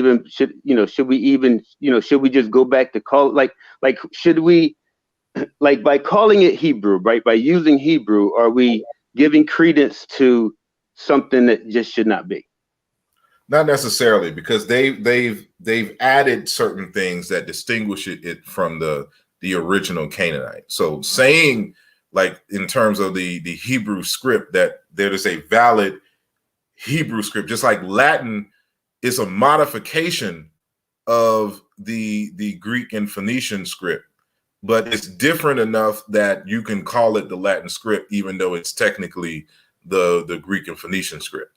And so, because, you know, like, you have the diacritic marks and things of this nature that the Canaanite does not have, it is, you can say, like, in its modern form and even its evolved form, that there were certain subtleties made for the Hebrew language where you can say that there's a valid Hebrew script. Now, when you're talking about the Paleo, that's where I have the issue. Because at this time, there is no using this script to write Hebrew. They're using this to write Canaanite language or some other Semitic languages, but not Hebrew. And so that's where my issue is when trying to project back farther than what the evidence, you know, says in terms of that term. Now, your second question, can you please repeat it again? All right, thanks. Nice. I appreciate that. Yeah, so the second question was, you was referring to, in one of your videos, you was referring to, like, the Hebrew people coming into Egypt, and I guess the different, and yeah, the different different, I guess, words that the Egyptians use for these particular people, and how you were saying that, you know, like, for all of the, you know, all of the, I guess, the vile people that was coming in, or the people they, you know, saw as unseemly, they somehow had the word Hebrew attached to the end of their name. I just was hoping you can expound on that. Yes. No, the name itself wasn't used derogatorily. It was just the name, you know, for that group of people. Now, one of the names that was used kind of, you can say in a derogatory sense, was the word Amu. That word, because it's just like the Hebrew, like the word you're talking about in Egyptian is chaparu. That's the cognate and equivalent to, you know, the word Eber, which becomes Hebrew in the Hebrew language. And so the Amu, the word Amu is similar in meaning, because it has to deal with the roaming, but it's more solidified in terms of a word that deals with beast or cattle. So cattle, people that have no home, so to speak. So they use that kind of like what they call a double entendre, to where they're using it euphemistically to mean animals. So not only in terms of behavior, but in terms of their lifestyle. And so these are the animals that, migrate and roam and don't have a home per se. And so that's who they're referring to, even though, it became later associated with a particular people, the Amorites, specifically in terms of Amu. But so the name itself is not derogatory. They would just recount their interactions with these Haparu and these Amu. And that's where you get the details of the alleged bad character of these individuals as seen through the eyes of the ancient Egyptians. So I hope that makes sense. Yes, it does. Thank you very much. I appreciate it. No problem. And I want to thank David Shaw for his contribution to the channel. Your gift and donation is very much appreciated. And he says, I remember a convo we had in 05-ish when I gave you a ride home. So this is Brother David Shaw. I think he's still in Houston, if he's not in Austin. So I know him very well. I know Brother Shaw very well. I brought up Hebrewisms in Africa, and you said, what about Africanisms in Hebrews? Exactly. And so there's a lot of, like, there's a text called Hebrewisms in, I think it's Hebrewisms in Africa or something to this nature, but people never consider the reverse. So for example, the assumption is if you see certain behaviors or customs or even terms in like West Africa that you would find in the biblical text, that the assumption is that the Bible speakers, the Hebrews, made their way to West Africa, and they never consider that the West Africans made their way into the Middle East and either became Hebrews or were influenced to Hebrews for these particular correspondences that we see. So that was one of the things that, I would always, stress to him. And matter of fact, that book that I was holding up earlier, this is Dr. Modupe Oduyoye. So let me increase the screen real quick. So this is Modupe Oduyoye, and it's going to be hard to read the text, so I'll just read it out. The words and meaning in Yoruba religion, linguistic connections in Yoruba, ancient Egyptian, and Semitic. And I have another one of his books here, The Sons of Gods and the Daughters of Men, an Afro-Asiatic interpretation of Genesis 1, 1 and 11. And Dr. Modupe is, he's still living, very old though, in his 80s, I believe. And he is a linguist and a theologian. He's a Christian theologian. But one of the things that, stands out with him and his work is that he demonstrates that the Hebrews and just the Semitic speakers in general and the Africans shared a common ancestor. And so that there are some similarities that you'll find in the customs, in the language and things of that nature that are the result of that common ancestor. And that this common ancestor lived in the Green Sahara. And then the Green Sahara started to dry up as a result of the monsoon rains retreating back into Central Africa. And so, it caused a great desertification, and these African people started to spread out in various different directions. So you see some coming into Nigeria and Chad, and some going into the Sudan, and of course into the Nile Valley, and then some going north and traveling into the Middle East. And there's other evidences that demonstrate that this is in fact the case.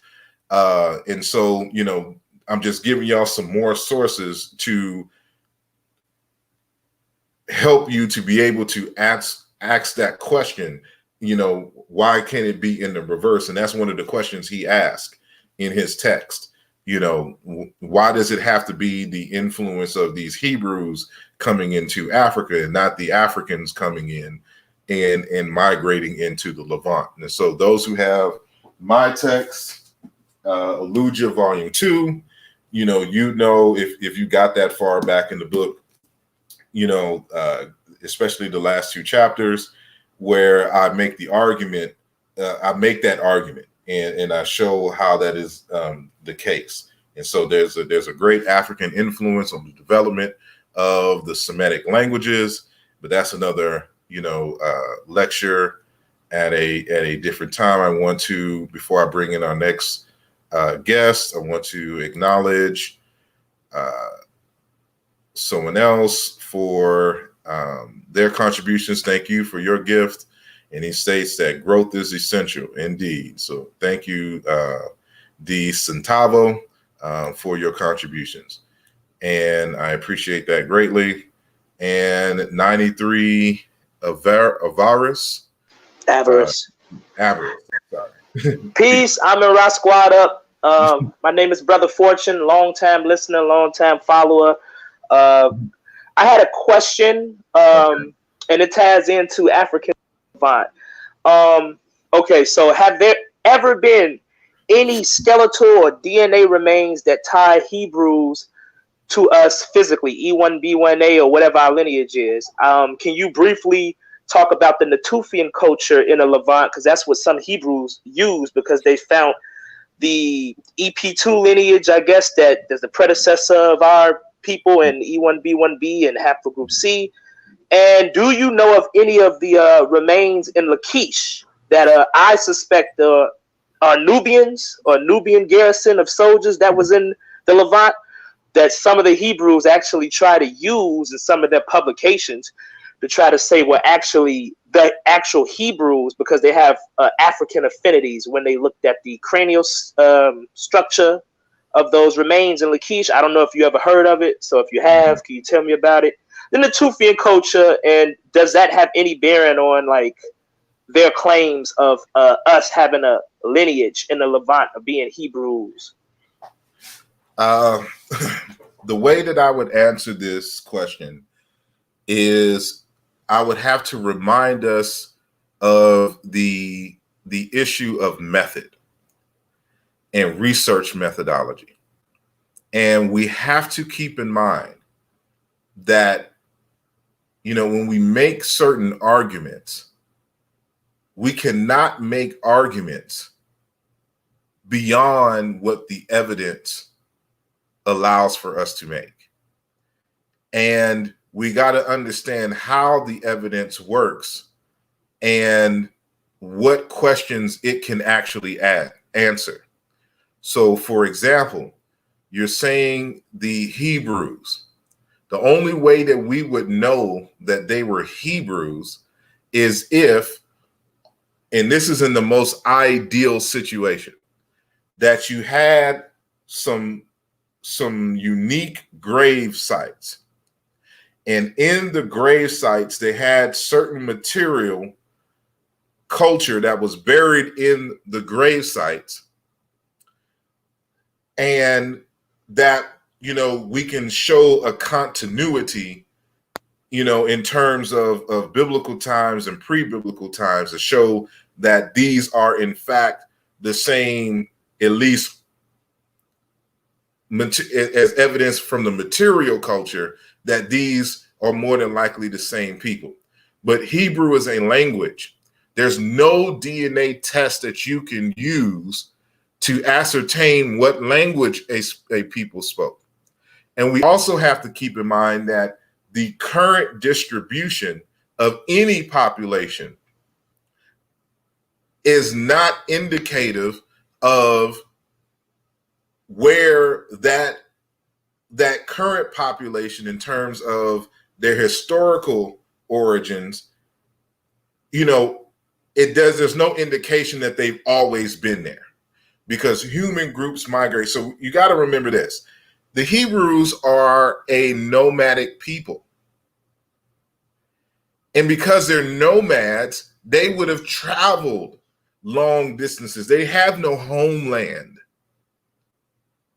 And so to try to tie the Hebrews to a particular a group of people, especially without any kind of DNA evidence. So you would have to have a representative sample of, saying bones or skin tissues to which you can extract the DNA, not only from the early grave sites, but also so you would have to have the pre-Hebrew early grave sites, the actual Hebrew grave sites, and then the living descendants, and to have the DNA from all three tiers that ties them continually to make the argument that, yes, these are the same people and they've been here since, basically time immemorial. None of those studies have actually been done. And the only other way that you could even tell that they were Hebrews is that they would have had to have writing in the tombs, so that we can at least logically come to the conclusion that these people, or at least the people who were in the graves, wrote and spoke the Hebrew language. And so none of that research has been done. And so people are taking isolated bits of data and trying to synthesize them when there's no way that you can synthesize them. And so in order to there's no correlation between DNA and language. And anybody who tries to make that argument is not serious. There's no scientist that will back that up. So there's no way you can tell by someone's DNA what language they spoke. You would have to have a grave with material in it, with writing in it, to even assume. Because even in that situation, the people in the grave could have spoke a totally different language, but the workers or whatnot who built the graves could have spoke a totally different language and spoke Hebrew and just put the stuff in the grave. That's a possibility. So Asar, but it's still a possibility. So you always have to keep these things into consideration. Go ahead. I was just going to say, so you said material culture, because in one of the studies, because they're using Soikita's study, they always use that one. But in another study of those same bones, if they find pig remains in those tombs, then that would be an indication that these probably likely weren't practicing Hebrews. Not necessarily, because they could have eaten pig, for example, and then got the commandment from God to no longer eat pig, and then they stopped. And so if you have an early grave of people eating pig, that would not be an indication based on some later rules that they were not Hebrews. And I know Dr. Keita personally, and me and him talk all the time, and I read damn near all of his work, and he will tell you that there is no correlation between language and DNA and bones. People misread scientific information all the time. And this is something I have to stress. Is there any evidence indicating that this was always a rule as far as them eating pork? That's what I'm saying. Unless you have writing that says, from that time. Well, sorry to interrupt you. The Lachish remains, they're from 700 BC. So wouldn't that be around the time they would have tried to be writing proto parts of the Torah or early parts? I don't think it's that late or I should say that early in history. In terms of Hebrew, again, unless it would have to be clear, like you would have to have they would have to write sentences. This is what makes the ancient Egyptian, grave sites very unique, because you have whole paragraphs and sentences and things of this thing. We know it's a language versus like an isolated word here or two in certain things. So like they would have to have writing so that we would know for a fact that it's Hebrew. Like how do we know it's Hebrew and not Canaanites? Which the Hebrews are really, they're just Canaanites. That's what we really should call them. Like if you can have Canaanite A and Canaanite B, the Hebrews are Canaanite B. They're just Canaanites who broke off and got upset and created a whole new history. Agreed. Agreed. So, this is one of the issues that I had, again, when I was a part of the Hebrew Israelite, there's no adherence to method. I'm not talking about, I'm just saying in general. And this is the thing that we have to fight even in the current time in the so-called conscious community. And I really call the conscious community the metaphysics community. That's where this was birthed out of, the religious and metaphysics, saying community. And so, when you're dealing with metaphysics and religion, it's called a faith for a reason, because it's not science. They don't require evidence. It just got to sound like it goes together. And you have faith that it is true. And this is what a lot of us have adopted in arguing. So the first thing that I would stress is, what are the grave sites? What are in the grave sites? And is there writing? And do they identify? Can we identify this with a language? And has any DNA samples been done at various different time depths? And can we show continuity between those time depths? Until we have those types of systematic studies, which has not happened. And so we got to also remember that you're not going to have too many DNA samples of ancient remains, because the damage to the fossils is severe. These are harsh conditions. So it's not like everyone had mummies that were sealed and put underground for thousands of years. These are shallow grave sites, that are subject to the elements. So you may not even be. I'm sorry. Go ahead. I'm sorry. Now, just saying, you may not even be able to get, strong DNA samples out of them. And so it's rare that you are able to find, fossils that will allow you to get, a good amount of DNA from it to even compare.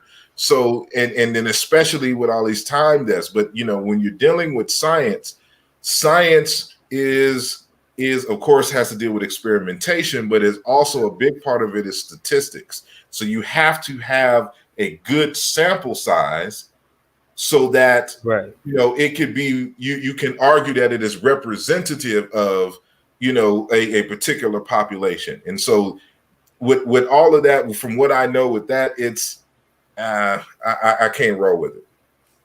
Yeah. And I was just about to make a point, just kind of like solidifying what you were saying, you know what I mean? Because if you think about it, most of the information that they acquire is from certain areas and regions that create an environment that can preserve that type of fossil that they found. So if you think about how long the earth has been around and life has been around, the likability of how many things you can find and how rapidly you can find them is very low. So the fact that we have found so much substantial evidence pointing towards a certain direction, we can assume that this was, there was more people involved, or there was more traffic in this area, or I don't know if y'all get what I'm trying to. I can't really find the words I'm trying to say with that, but when you increase the likelihood of where you find these things and you decrease the likelihood of other things, then it's kind of like maybe that's not where the truth lies. Maybe it's somewhere else. You see what I'm saying? Mm-hmm. So you just kind of got to stay in that gray area until there's more information available, before you really take a hard stance on either side. You see what I'm saying? I don't take a hard stance on anything. and yeah, me neither. That's what I've learned in my experience with and so, my experience with the Hebrew Israelites wasn't all bad. And I really can't say it was bad. Like I never got into any beefs with anybody. I don't have no personal thing against anyone in the Hebrew Israelites. In general, these are very good brothers, sincere brothers who are passionate about, their faith, hard workers. They're about institution building. They're about family. And so, on that tip, they're strong. It's just, they they are hard body when it comes to, you know, their doctrine, and, you know, they can't be moved on it based upon logic and evidence. And, you know, when you start to get more scientifically literate, you understand that, you know, you answer your questions differently. You start saying stuff like, well, according to either so-and-so or this experiment, this is more than likely the case, because nothing is absolute, because, you know, they're always constantly looking to improve the information and to get more data and stuff like this. So it's up to this point, this is the consensus, and da da da da da da. But you would never say, you know, it is that, because as I stated earlier, science is about statistics. And, you know, this is why they do so many experiments, so that they can get to the point that statistically 99.99 whatever percent of the time, this is more than likely the case if we were to do this experiment one more again. Because, you know, you can't do experiments forever. You know, that costs too much and it's unlikely. So that's why you have to do a number of them, so that it's statistically significant. In my field of work, I mean, when it comes down to specifications of electronics, there's a rank, there's a number that is the consensus, but that number can vary within a, you know, 1,000 to 2,000 kilo ohm range. You see what I'm saying? To be able to dial that in, but you have a set number that'll get you in that around point, and you have to figure out from there, okay, how can I fine tune it to be the specifications that is on my sheet here or whatnot. You see what I'm saying? So I mean that can be shown in a bunch of different ways. You know what I mean? Even in life scenarios, you know, where you know, you can use an analogy, and the analogy isn't specifically honing in on exactly what happened, but you can still carve out certain things within that to bring it all together. That'll, you know what I mean? Yeah. I mean, it is what it is, but this is one of the reasons why, you know, we do what we do, so that we can, you know, help our people to humble themselves when it comes to the information. Science forces you to humble yourself, and forces you to realize that, again, you don't have all the answers. And this is why we rely on consensus, so that, you know, the old adage, two heads are better than one. When you have, you know, saying two more people who are very skilled and competent in any particular area, and they're naturally critical, they don't believe anything from anybody, and they're all attacking, you know, saying something, the greater the chance that you would get closer to the truth than if you was just to do this on your own and be subject to your own human biases. Well, just to add on your point, right? Mm-hmm. You know, you write books.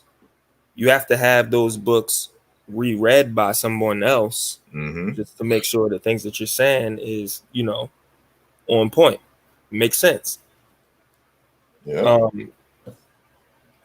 You know, for example, for me, you know, I might have a moment whereas though I might be at work and I have a brain fart or something. You know what I mean? This is not something out of my realm, but I'm just like, hey, you know, I asked my colleague or something like, hey, you know, can you look over this for me right quick? You know, you might have been staring at this all day, and you get to the point where as though, you know, you need a second hand. You know what I mean? And a lot of times they point something out to you that you already knew, or that you already knew that you should have checked for or should have tested for. So, I mean, it just happens. It's a part of being human at the end of the day, is what I'm saying. But yeah, I agree. Yeah, that's the culture, and that's you know, that's what separates the scholarship from, you know, the I don't even know what you call what is going on in the The metaphysics. layman's. You know, and it's this checks and balances again. You know, and maybe I'll have to do it maybe a 2-part, because I know I can make it do a long. I'll just do it in 2 parts and try to make them an hour, hour and a half each. And that is on the anti-intellectualism of the Abrahamic traditions.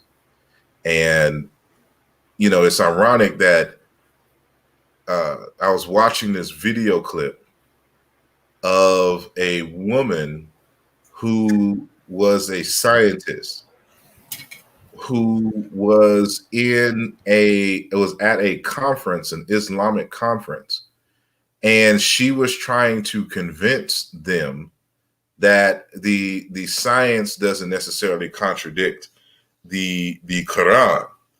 And, you know, and she's really trying to go through this, but she's bypassing certain things and not trying to bring out the contradictions, which she knows is inherent in the Quran.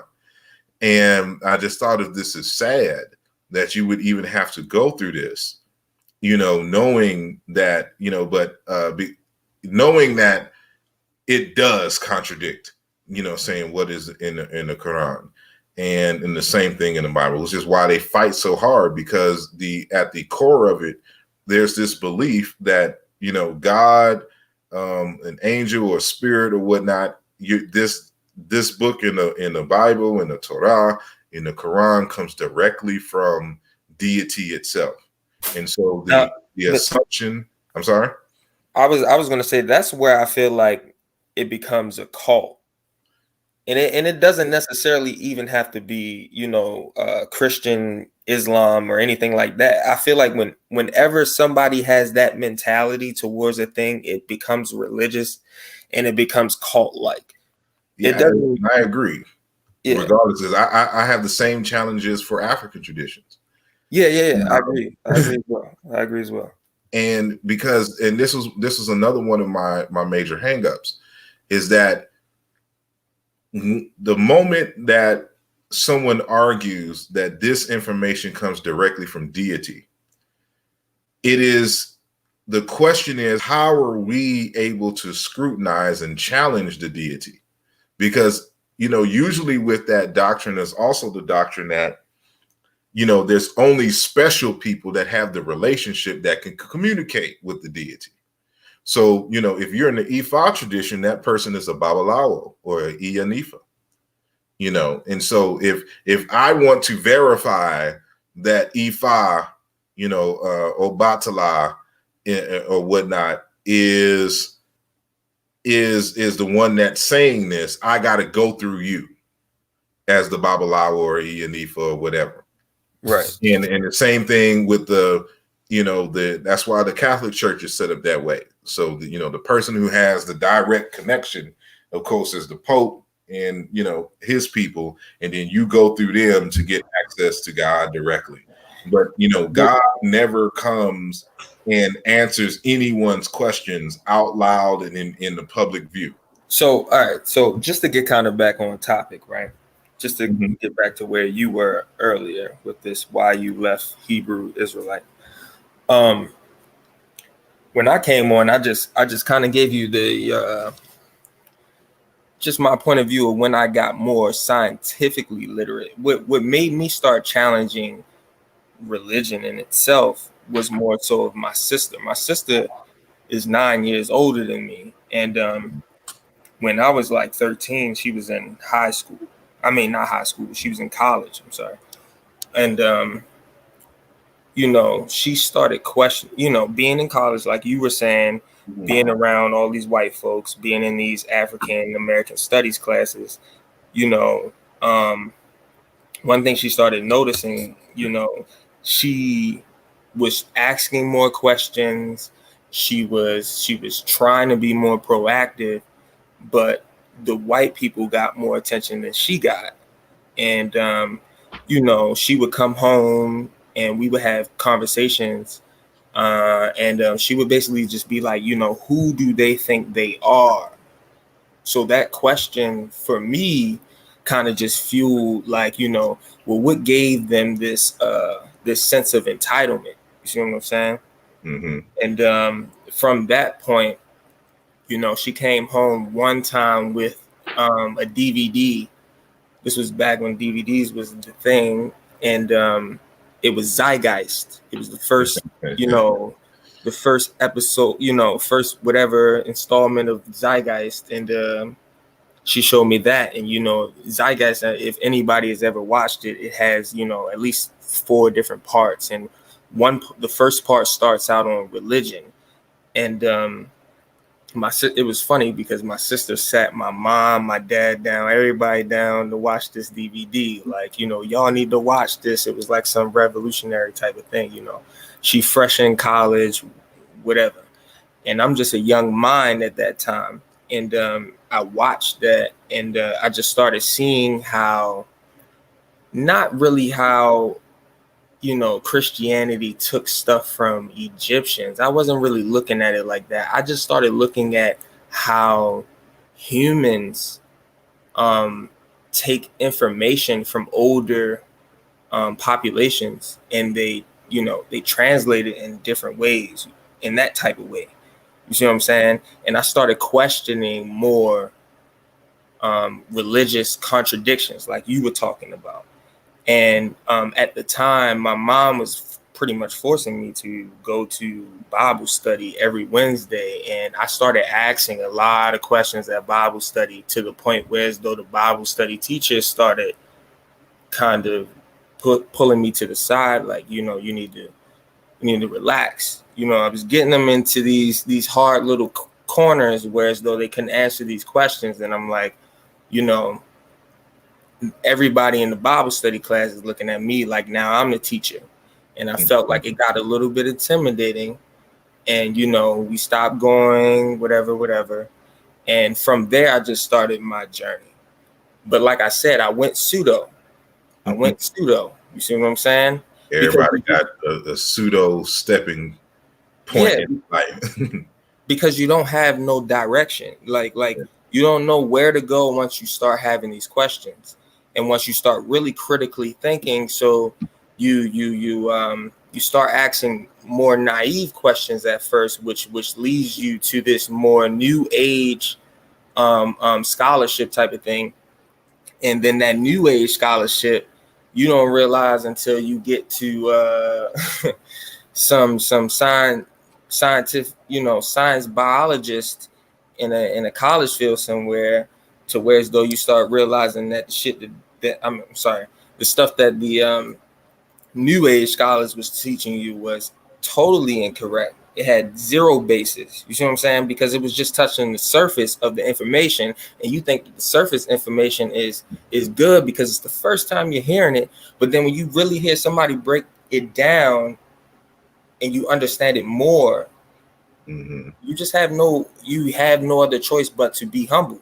You just have to sit back and just be like, okay, you know what I mean? Like, I just need to relax. Indeed. It's I always tell folks, and in even, you know, even though you brought it back there, it's still in alignment with the overall conversation, because this is something, again, remember I said that the leaders of the ISUPK were allegedly the disciples of Jesus reincarnated. And so it is the same logic, it is the same thing. Like, they're the ones who have the access directly to God, and then we're lucky to be in their presence and get this vital information. And let me just say, I did not hear that disclaimer when I first came in. I'm sorry. No that doubt. Was hilarious though. But I did not hear that. But yeah, that's the doctrine. I don't know if they still, you know, teach that and argue that, because it's been over 20 years since I've been involved with the Hebrew Israelites. But you know, that was the thing. And so, you know, part of me would challenge that, you know, again, dealing with, you know, if God wants to clear the air, he could just simply speak to the human beings like he allegedly did in the mythology. All would be well, and there wouldn't be nothing to argue about. But they never do that in no tradition. And so I came to realize just how much that the so-called religions were simply the creations of creative individuals who don't have the answers. Exactly. And that we're trying to create something for their people so that, you know, they have a more unified and distinguished way of living and surviving in their environment in their time. And so we got to understand, I bring it back to the human element, you know, saying of this. And this is something that we have to keep in mind, even when we're not necessarily attacking, but critiquing. We always got to bring it back to the human element. And what does it mean? You have to know, what does it mean to be human first and foremost? What does it mean to live in community and then survive in a particular environment? And then at the time of when this stuff was done, there at least amongst these certain groups, they don't have science. Right. You know, there's people that do certain scientific things. They have scientific tendencies. So listen, right? I'm sorry. So listen, that's what I had to learn. Yeah. I had to learn that because it was a point where you kind of rebel against religion in general. Mm-hmm. But it's at some point when you get to actually studying human behavior, that's the point where you realize that this quote unquote religious aspect serves a fundamental function in what is human. So then me, myself, I have to take a step back and stop hating that religious aspect. You see what I'm saying? Yeah. Again, because it's you know, it serves a purpose, and it wasn't, not all religious creations had malintent. They're right. Just trying, you know, you got to think about this in the context of building a nation.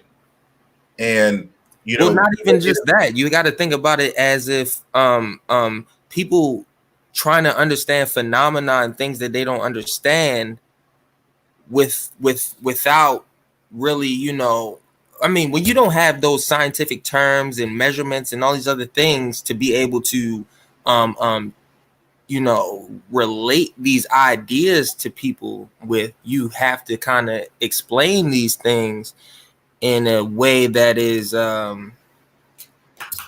vague almost in the 2020 sense. You know what I mean? But we got to understand it like this. The religions themselves are not focused on cosmology or trying to explain the universe. That's right. One aspect no. of the I'm not saying that. I'm not saying that. What I'm saying. That's one aspect of the tradition. And what I was getting to is that you got to think about this in the context of nation building, because they're trying to they're creating a culture that allows for everyone in that population group to identify with each other, because religion has to deal with the relationship between people in a particular geographical area in history and time. And so there are many aspects and facets to that, which include the trying to explain phenomena, but also trying to explain their relationship in terms of why we are friends with this group of people versus why we're enemies to that group of people, you know, and things of that nature. And how did this custom come into being in our culture? Like, you know, mythology plays a role in trying to explain that. So we have to look at this more holistically when in bringing that human factor in. And so being able to explain these things and really try to understand where they're coming from in the time and space that they're in. And then in contrast to where we are at now, and understanding why science, you know, saying rules, but there's a limitation to science, because science itself still does not give me a sense of connection to my people. I'm not thinking about science when I'm vibing with my boys because we connect over some Wu-Tang albums, you know what I'm saying, from way back in the day. You know what I'm saying? So like it everything serves its role. Like when I go to an HBCU and I'm, you know, seeing the band go off in the way that there's some science to the actual instruments and the sound and the acoustics and all that, but there's a spirit of the people, you know, that makes the homecoming at the HBCU, you know, the one of the livest events to go through and all of this other kind of stuff. So that's one thing, that dynamic, you know, in mind when we're having these conversations. Yeah, that's one thing that science cannot currently explain, is that feeling that we get when we're just vibing, quote unquote, with each other. Mm-hmm. Now I want to bring in two individuals who have just joined us, and so Thought Evoca, if I'm saying that correctly, and then King Sosa. And so I'll go with Thought since you came in first. Peace and blessings, and welcome to the program. You have a question or comment? Yeah, peace and blessings. Can you hear me all right? Yes. Oh, great. Yeah, I'm a huge fan of your show, man. Yeah, I'm from New York City originally and Philadelphia now. All right. Yeah, I've been exploring a lot of different religions, and I also have a background in, I've been involved in a nonprofit, Tesla Science Foundation in Philly and New York City. Yeah, I've been checking out a lot into the whole Hebrew Black Israelite movement, especially the last couple of years. But I mean, I've been following things since like maybe 12 years ago. I've been, seeing a lot of people, in the streets. But yeah, I've noticed that there's a whole new movement now. I'm not sure. I haven't heard you talk about it, but I'm sure you've been hearing things about it. But the whole copper-colored tribes of America, copper-colored Hebrew America. Yeah, I know you gotta know about Dane Calloway. That kind of side of the movement. Kurameo Ahwa. Are you familiar with him? Kurameo. I'm familiar with these names, but yeah. My schedule doesn't allow me to keep up with all the details of what separates them and what they teach individually. But I am familiar with the names. Yeah. So if I understand correctly, this is more of a newer take on the whole theology. All right. I mean, okay. Well, I'll share some of the things I've been learning about, and I'm kind of jumping in right now. I got some health problems. I'm kind of a little bit sick, but anyways, basically, yeah, if I understand correctly, since about the 2000s, there's been a lot of shift in the traditional Hebrew Israelite movement because of the whole failure of prophecies, and now there's newer interpretations, but there's a whole other take on it too, in terms of like the Hebrew Israelite movement, since the Moorish Science Temple, that kind of thing. I mean, that's a separate thing, but basically there's a whole take on it that's saying that the original Hebrews are basically black people. They're calling it copper colored, and that's indigenous to America.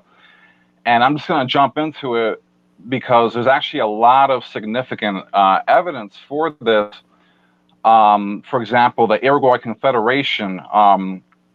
The Iroquois Confederation existed before Columbus, and they have the 10 Hebrew commandments in their culture. It's part of their government. And there's also a lot of archaeology of pre-Columbus Hebrew archaeology here in America too. And but that whole part of history, the whole conventional Hebrew Israelite movement, like they don't really go into that. Yeah, like I found tablets with 10 commandments at actually several places in America with like Paleo Hebrew, and so I'm not sure how much, I don't know, maybe this is better for another day, but basically what I'm saying is that I see truth from what you're speaking from them, and somewhere there's truth in between all. So okay, since I haven't examined the the evidence for the claims that you make. I don't have a comment for it. I would just say that there are certain questions that I would ask.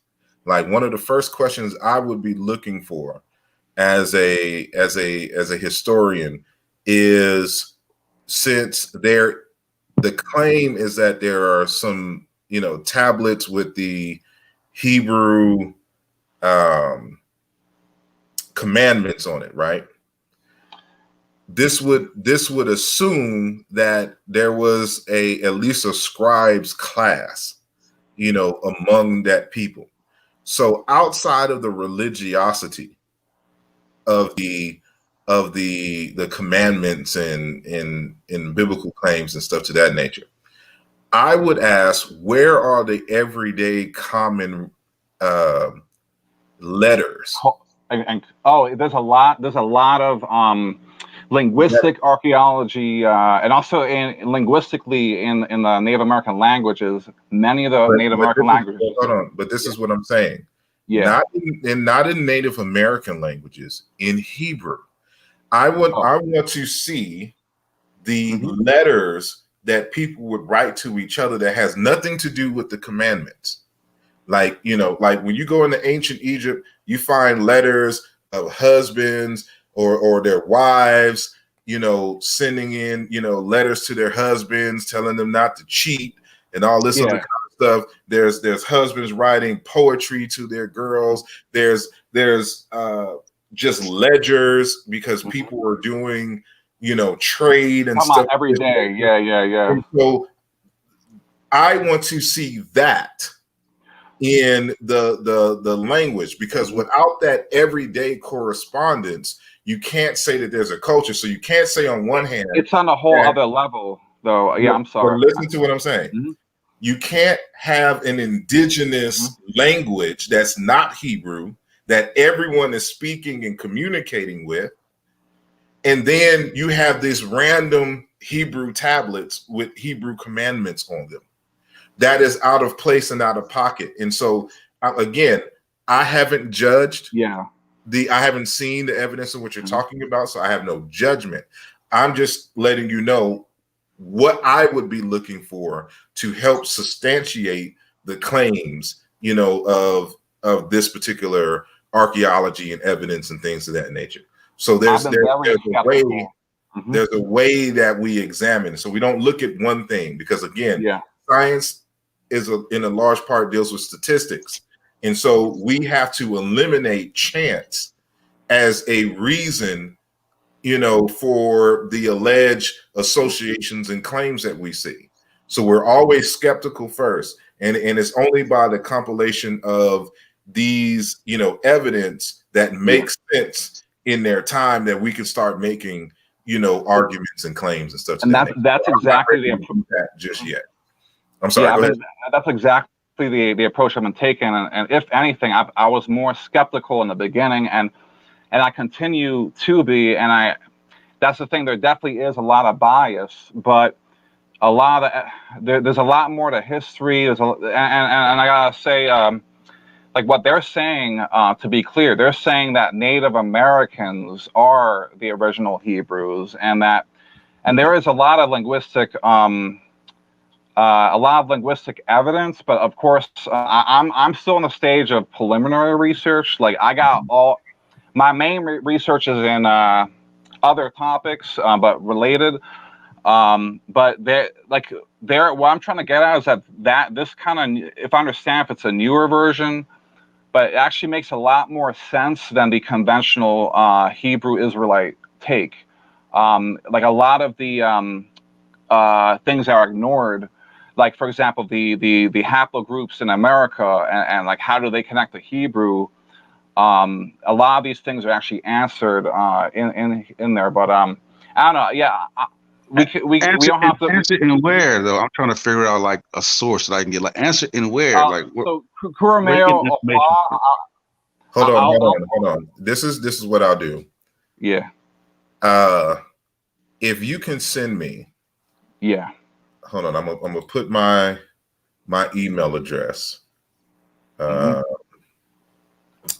And there are mainstream documentaries that go into this too that have nothing to do with the movement. There's a lot of evidence completely outside of, I don't use documentaries as evidence. Documentaries for teaching, summarizing stuff. But I need to see arguments and counter arguments. I need to be able to examine the primary evidence myself. So this is what I want you to do. And so I want you to send me an email at this address and send me some stuff, on this, and I'll take a look at it, and then I'll give my preliminary opinions on what it is that you send me. And I'll make sure that if I do a show and address it, that I make sure that I send you the link to the show so that you can hear my assessment, at that time. So if you have a pen or whatnot, or even if you come back, to this point in the conversation, this is my email. This is my direct email, which I check. Yeah, sounds great, man. All about it. All right. Appreciate you. I'm gonna bring King Sosa in. You have a question or comment? So, man, peace, everybody. All right, what up, Zen? What's going on, man? What's up, bro? Came late, sorry, man. Start all over from the beginning, man. No, but listen. Hey, I've been studying. I've been looking at into the origins, right? The origins of religion or traditional system, right? Springing up from tribalism, right? It's and would you agree or disagree, right? Without religion or a traditional system, however you want to phrase it, you don't get the pyramids. You agree or disagree? You don't get the pyramids without religion. And I'm not one of those individuals that argue that the ancient Egyptians didn't have a religion. I know. That's what that would be controversial. You know what I'm saying? But when you study it, though, you realize like you don't. And I think a lot of people argue against that. If I can find. There are people that try to claim that Egyptians aren't religious. It's definitely religious. It was just like what I was saying to Asar earlier, man. It's like when you go to that point where,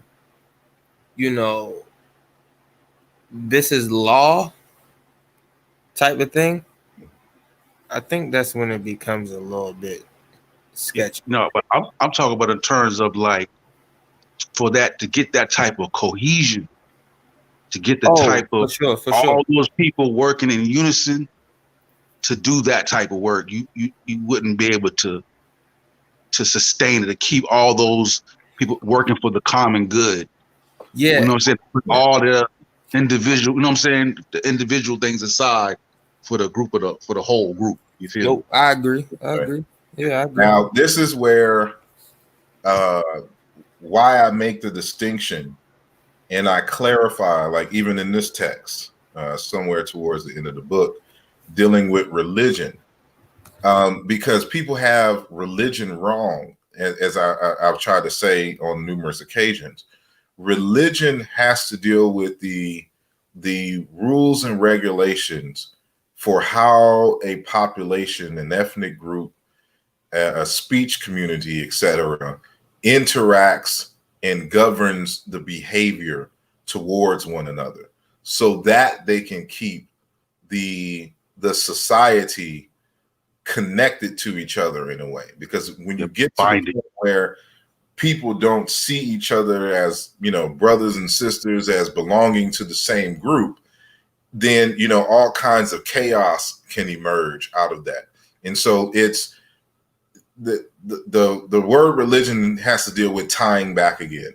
And, more modern scholarship, suggests that it has to deal with a tying back to God.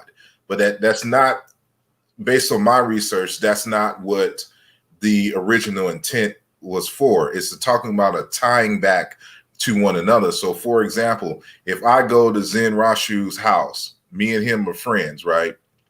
And, while, he was in the back doing something or whatnot, I eat the last bowl of cereal, and he was hungry all day, and he was he was coming home to eat that last bowl of cereal because it would make his life happy, you know. But this is without permission. I don't ask him and nothing. I just decide to just go and eat his cereal. The question is, what is the protocol, the social protocol for me to make amends for this minor, it may seem like a minor violation, you know? And that's where the religion is, because that had my behavior at that moment could sever, you know, the relationship, the friendship between me and Zen, you know, and cause other type of strife which could permeate throughout the rest of the community, you know. Exactly. And so the protocols that are set in place for how, and the expectations for how we are supposed to be with each other, that's the religion. Now, where it comes in terms of the gods and goddesses and things of that nature, we got to remember that, you know, religion starts in Africa. And for African people, ancestors are still alive, just in another realm, right? And so they are still family. So the same protocols that we would have for living human beings, we have for the ancestors and things. This is why we give food when we allegedly offend the ancestors and things of this nature as an offering, because this is what we do in our living communities. So the first thing, if I you know, offend Zen, is I would invite him out to eat. I would feed him first. And of course, if I stole something or, you know, ate something without permission, I would replace it and probably replace it double, so that he's in a position to where he had more than what he initially started with. That's the protocol. And so we do the same thing when it comes to the spirits and the ancestors, because they're still living and they're still family. So we invite the ancestors, we give food out for them and stuff to this nature. And we try to do stuff to appease them, because we may have offended them in the same way that we would have offended, you know, someone living, you know, in our community. So religion has to deal with interpersonal relationships between people in the community, and the protocols and the values that are inaugurated or initiated when, you know, any kind of violation has occurred. And so it's kind of evolved and been more formal as far as priesthoods are concerned, and we get what we get in terms of formal religions today. But that's the essential nature. But I want to, you know, read this before we go on. So you mentioned earlier the relationship, or you asked the question or made the statement that without the religion, we wouldn't have gotten the pyramids. And essentially, this is exactly what the ancient Egyptians have told us. So, you know, for those who have my book here, or who don't have my book but have Dr. Theophilo Benga's African Philosophy book, 2004, page 126, and that text is 230 on mine. I cite this Greek philosopher Solon, who had a conversation with an Egyptian priest who told them this: as far as the intellectual life you observe, no doubt, what care the law among us Egyptians devotes to it, beginning with the first principles touching upon the universe. Our law has organized all discoveries down to divination and medicine, whose concern is health. From the speculation about divinities, it has derived human applications and supervised the acquisition of all other knowledge generated therefrom. So what he's saying is, again, speculation on spiritual matters and divinities, and trying to answer questions on that, we discovered certain laws about the universe, and then we applied those laws in practical applications within the society. So everything that you see in terms of expression, it first originated with in interest in divine and spiritual matters. And so through the Greeks, the Egyptians tell us that directly. And so I just wanted to reaffirm that notion, just in case anybody tries to argue otherwise. But I think one of y'all was about to say something. No, go ahead. No, go ahead. Yeah. Okay, I guess not. Was that all, King Sosa? Yeah. I would just chiming in because, like I said, I've been studying it. Like I said, and it just changed. You know, you get a different perspective on Because in the community we get a kind of a more of a feel of the uselessness of traditional system or religion in general. Like we only know the negatives from a modern construct, but when you see how it develops from tribal and from chiefdom then to civilization, you see how it actually was a need in the beginning. It's it was a necessity in the beginning, as far as governing, as far as punishment. I'm saying, because as far as your deed being judged by the ancestors or the gods, because there's no prison system, so you don't want to. If you kill somebody, then you might feel the wrath of that person's family member. So you have to come up with a system where the punishment is not from the individuals, from the ancestors, or from that perspective. Yeah, and so that's where the authority comes from. So it's like, as I've talked about this in other conversations. I recently had a debate with a good brother who's working on his PhD at Temple University with the Molefe Kiti Asante Institute in Afrocentricity International. We had a debate on their YouTube channel where, the question was asked, is objectivity, African? And for those who are familiar with, Afrocentricity as a discipline, because they're dealing with the humanities, so-called social sciences, they do not believe that, objectivity is a thing, and it's especially un-African. And I argue that that is not the case, especially when it comes to the human interaction. So this is where the spirits and stuff come in, because the belief is that the spirits are objective, that the ancestors are objective, that the gods and goddesses, that they won't lie, they don't have human biases. So this is why we consult the spirits and not simply other individuals, because other individuals can lie. So the assumption is that the spirits don't lie, the ancestors don't lie, and God don't lie. So if we want to know something, we have to get an objective view, and not one that is subject to human bias. And so, this concept of objectivity is built in to the tradition. It just has to deal with the gods and goddesses. And so this is from this particular origin and intention. This is where you get that latter stuff, to where where the spirit and the unseen becomes the authority, and we can see the abuses of that in any kind of religious tradition. And so this is where the challenges comes through when trying to defeat the influence of people who are religious, especially in the educational system, when they're trying to argue for the Bible's story of creation versus what is, the evidence that was examined by scientists in various different fields, because their belief is that, of course, this doctrine was directly from spirit, and spirit doesn't lie, except yeah, and it's about natural. Ultimately, it's about nature. When we look at it scientifically, what you're talking about is like traditions are seeking out objectivity in nature, just like science seeks out objectivity in nature. Except in the language that they use in nature is mathematics, as far as the sciences. And I'm sorry. Yeah, everyone. The African tradition as well, with the Ifra binary code, and I'll simplify it even more.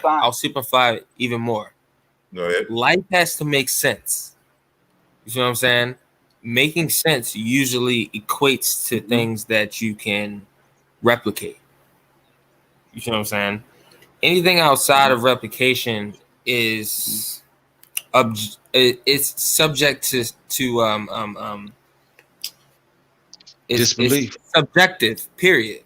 It's in the eye of the beholder. So that can change. You see what I'm saying? But as far as what makes sense, like if you see something out of the corner of your eye, you might have saw something out of the corner of your eye. But if you don't turn around and see, if you turn around and you don't see something that could have flickered in the corner of your eye, you're just gonna chalk it up as that didn't make sense. Let's keep it moving, you know. But when you can put two and two together, you know, that changes everything. That you know, verifying repeatedly. Exactly. You're verifying what you thought you saw versus to what's actually there. Or I mean, it depends on the situation, because I'm just using a visual example for representation of what I mean right now, but that's not everything I'm trying to say. But and deconstructing what the phenomenon is and what the root of it is. And the thing is, academia today, they're all about the deconstruction, but they want to deconstruct to destruct. But you got to be able to deconstruct and reconstruct from the ground up, from the 0 to the 1 to the full principles of nature. And yeah. But and a quick thing, maybe right now might be a good time to break back into the conversation of the Hebrew tradition and whether this tradition has played a role in the evolution of understanding natural law, because actually the Hebrew tradition has played a huge role in recognizing spirit in all individuals and the sovereignty of God or spirit in all individuals. And I personally believe, I was an atheist, you know, I went through a lot of circles questioning everything over and over again. Mm-hmm. And the thing is, a Hebrew tradition, which include Abrahamic, there's definitely a lot of tradition of reason in it. But the thing is, I believe that every generation is evolving further through time, and that we've kind of passed certain things of monotheistic traditions, you know, the superstitions that still exist in there. But the thing is, if you look at the Hebrew tradition, there's way less mysticism than you know, polytheism, in terms of looking at the name. They're demystifying religion, you know, in terms of bringing it back to human being, to the human level, you know, away from gods, you know, away from you know, supernatural, compared to polytheism. Yeah, that's a whole nother show, and we're coming up on 3 hours now, so I'm actually going to wind down and end this show. And maybe I can do a part 2. So I'll see if I can find some other former Hebrews and to form a panel, or if I'll probably do another show just to see if, you know, those who belonged to or believe they belong to a cult at one point in history, and to get their stories and to analyze commonalities, you know, in cult and cult-like behavior, and to you know, kind of go from there. So we'll see. I'll do a part 2 to this, and you know, of course, everyone will get the notice. But I appreciate, you know, first and foremost, everyone for listening, you know, and staying with us this long for this particular conversation, and engaging, you know, respectfully in the chat room, and then of course, all the brothers who join the chat, you know, now and ask their questions or made their statements. I appreciate y'all, and I appreciate everyone who has made a donation tonight to the channel and or whatnot. And so I want to, before someone just made a donation, I want to say thank you to you for your donation for the night. BK Trainer is greatly appreciated. And so, and I'm gonna be doing all kinds of fundraisers throughout the year, probably the next 2 or 3 years, because I'm doing a documentary film now. And so, you know, the price tag on this mug in totality is going to be $120,000. So of course I will be doing all kinds of fundraisers. So all of your, donations and things will go to that. Some of it will probably go to the channel just to make sure the channel stays open. But so I appreciate that. And with that said, you can, join my Patreon channel. And so, to get more information about the upcoming documentary film, and y'all will be getting behind the scenes stuff there, and exclusive interviews and interviews that will show up there early there before it shows up on my YouTube channel, and things, and all kinds of perks and gifts and giveaways, as a result of being a Patreon member. I'm currently working on the Chi and the Into website, so you'll have even more information once you saying you get there.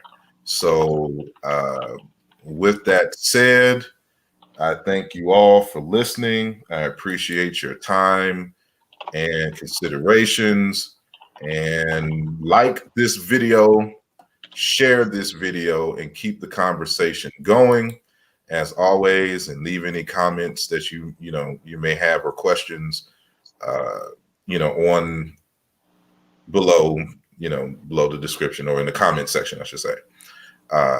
And if you have any questions you want to hit me up directly, then you can hit me up at one of these social media platforms. Of course, you can always hit me up on my own website, asarimhotep.com. So I'm on Twitter, Instagram, Facebook, and of course YouTube. And you have the Patreon link. I'm gonna probably add that in an updated graphic. But I appreciate you all. Thank you all for listening. And so I want to say, if you can catch me on the Hoppy channel this coming Wednesday, I think it's around 7 or 8 p.m. Eastern time, I will be with 2 other scholars, one of them including Dr. Jeffrey's wife, and we'll be talking about the Dogon, and so the cosmology and philosophy of the Dogon.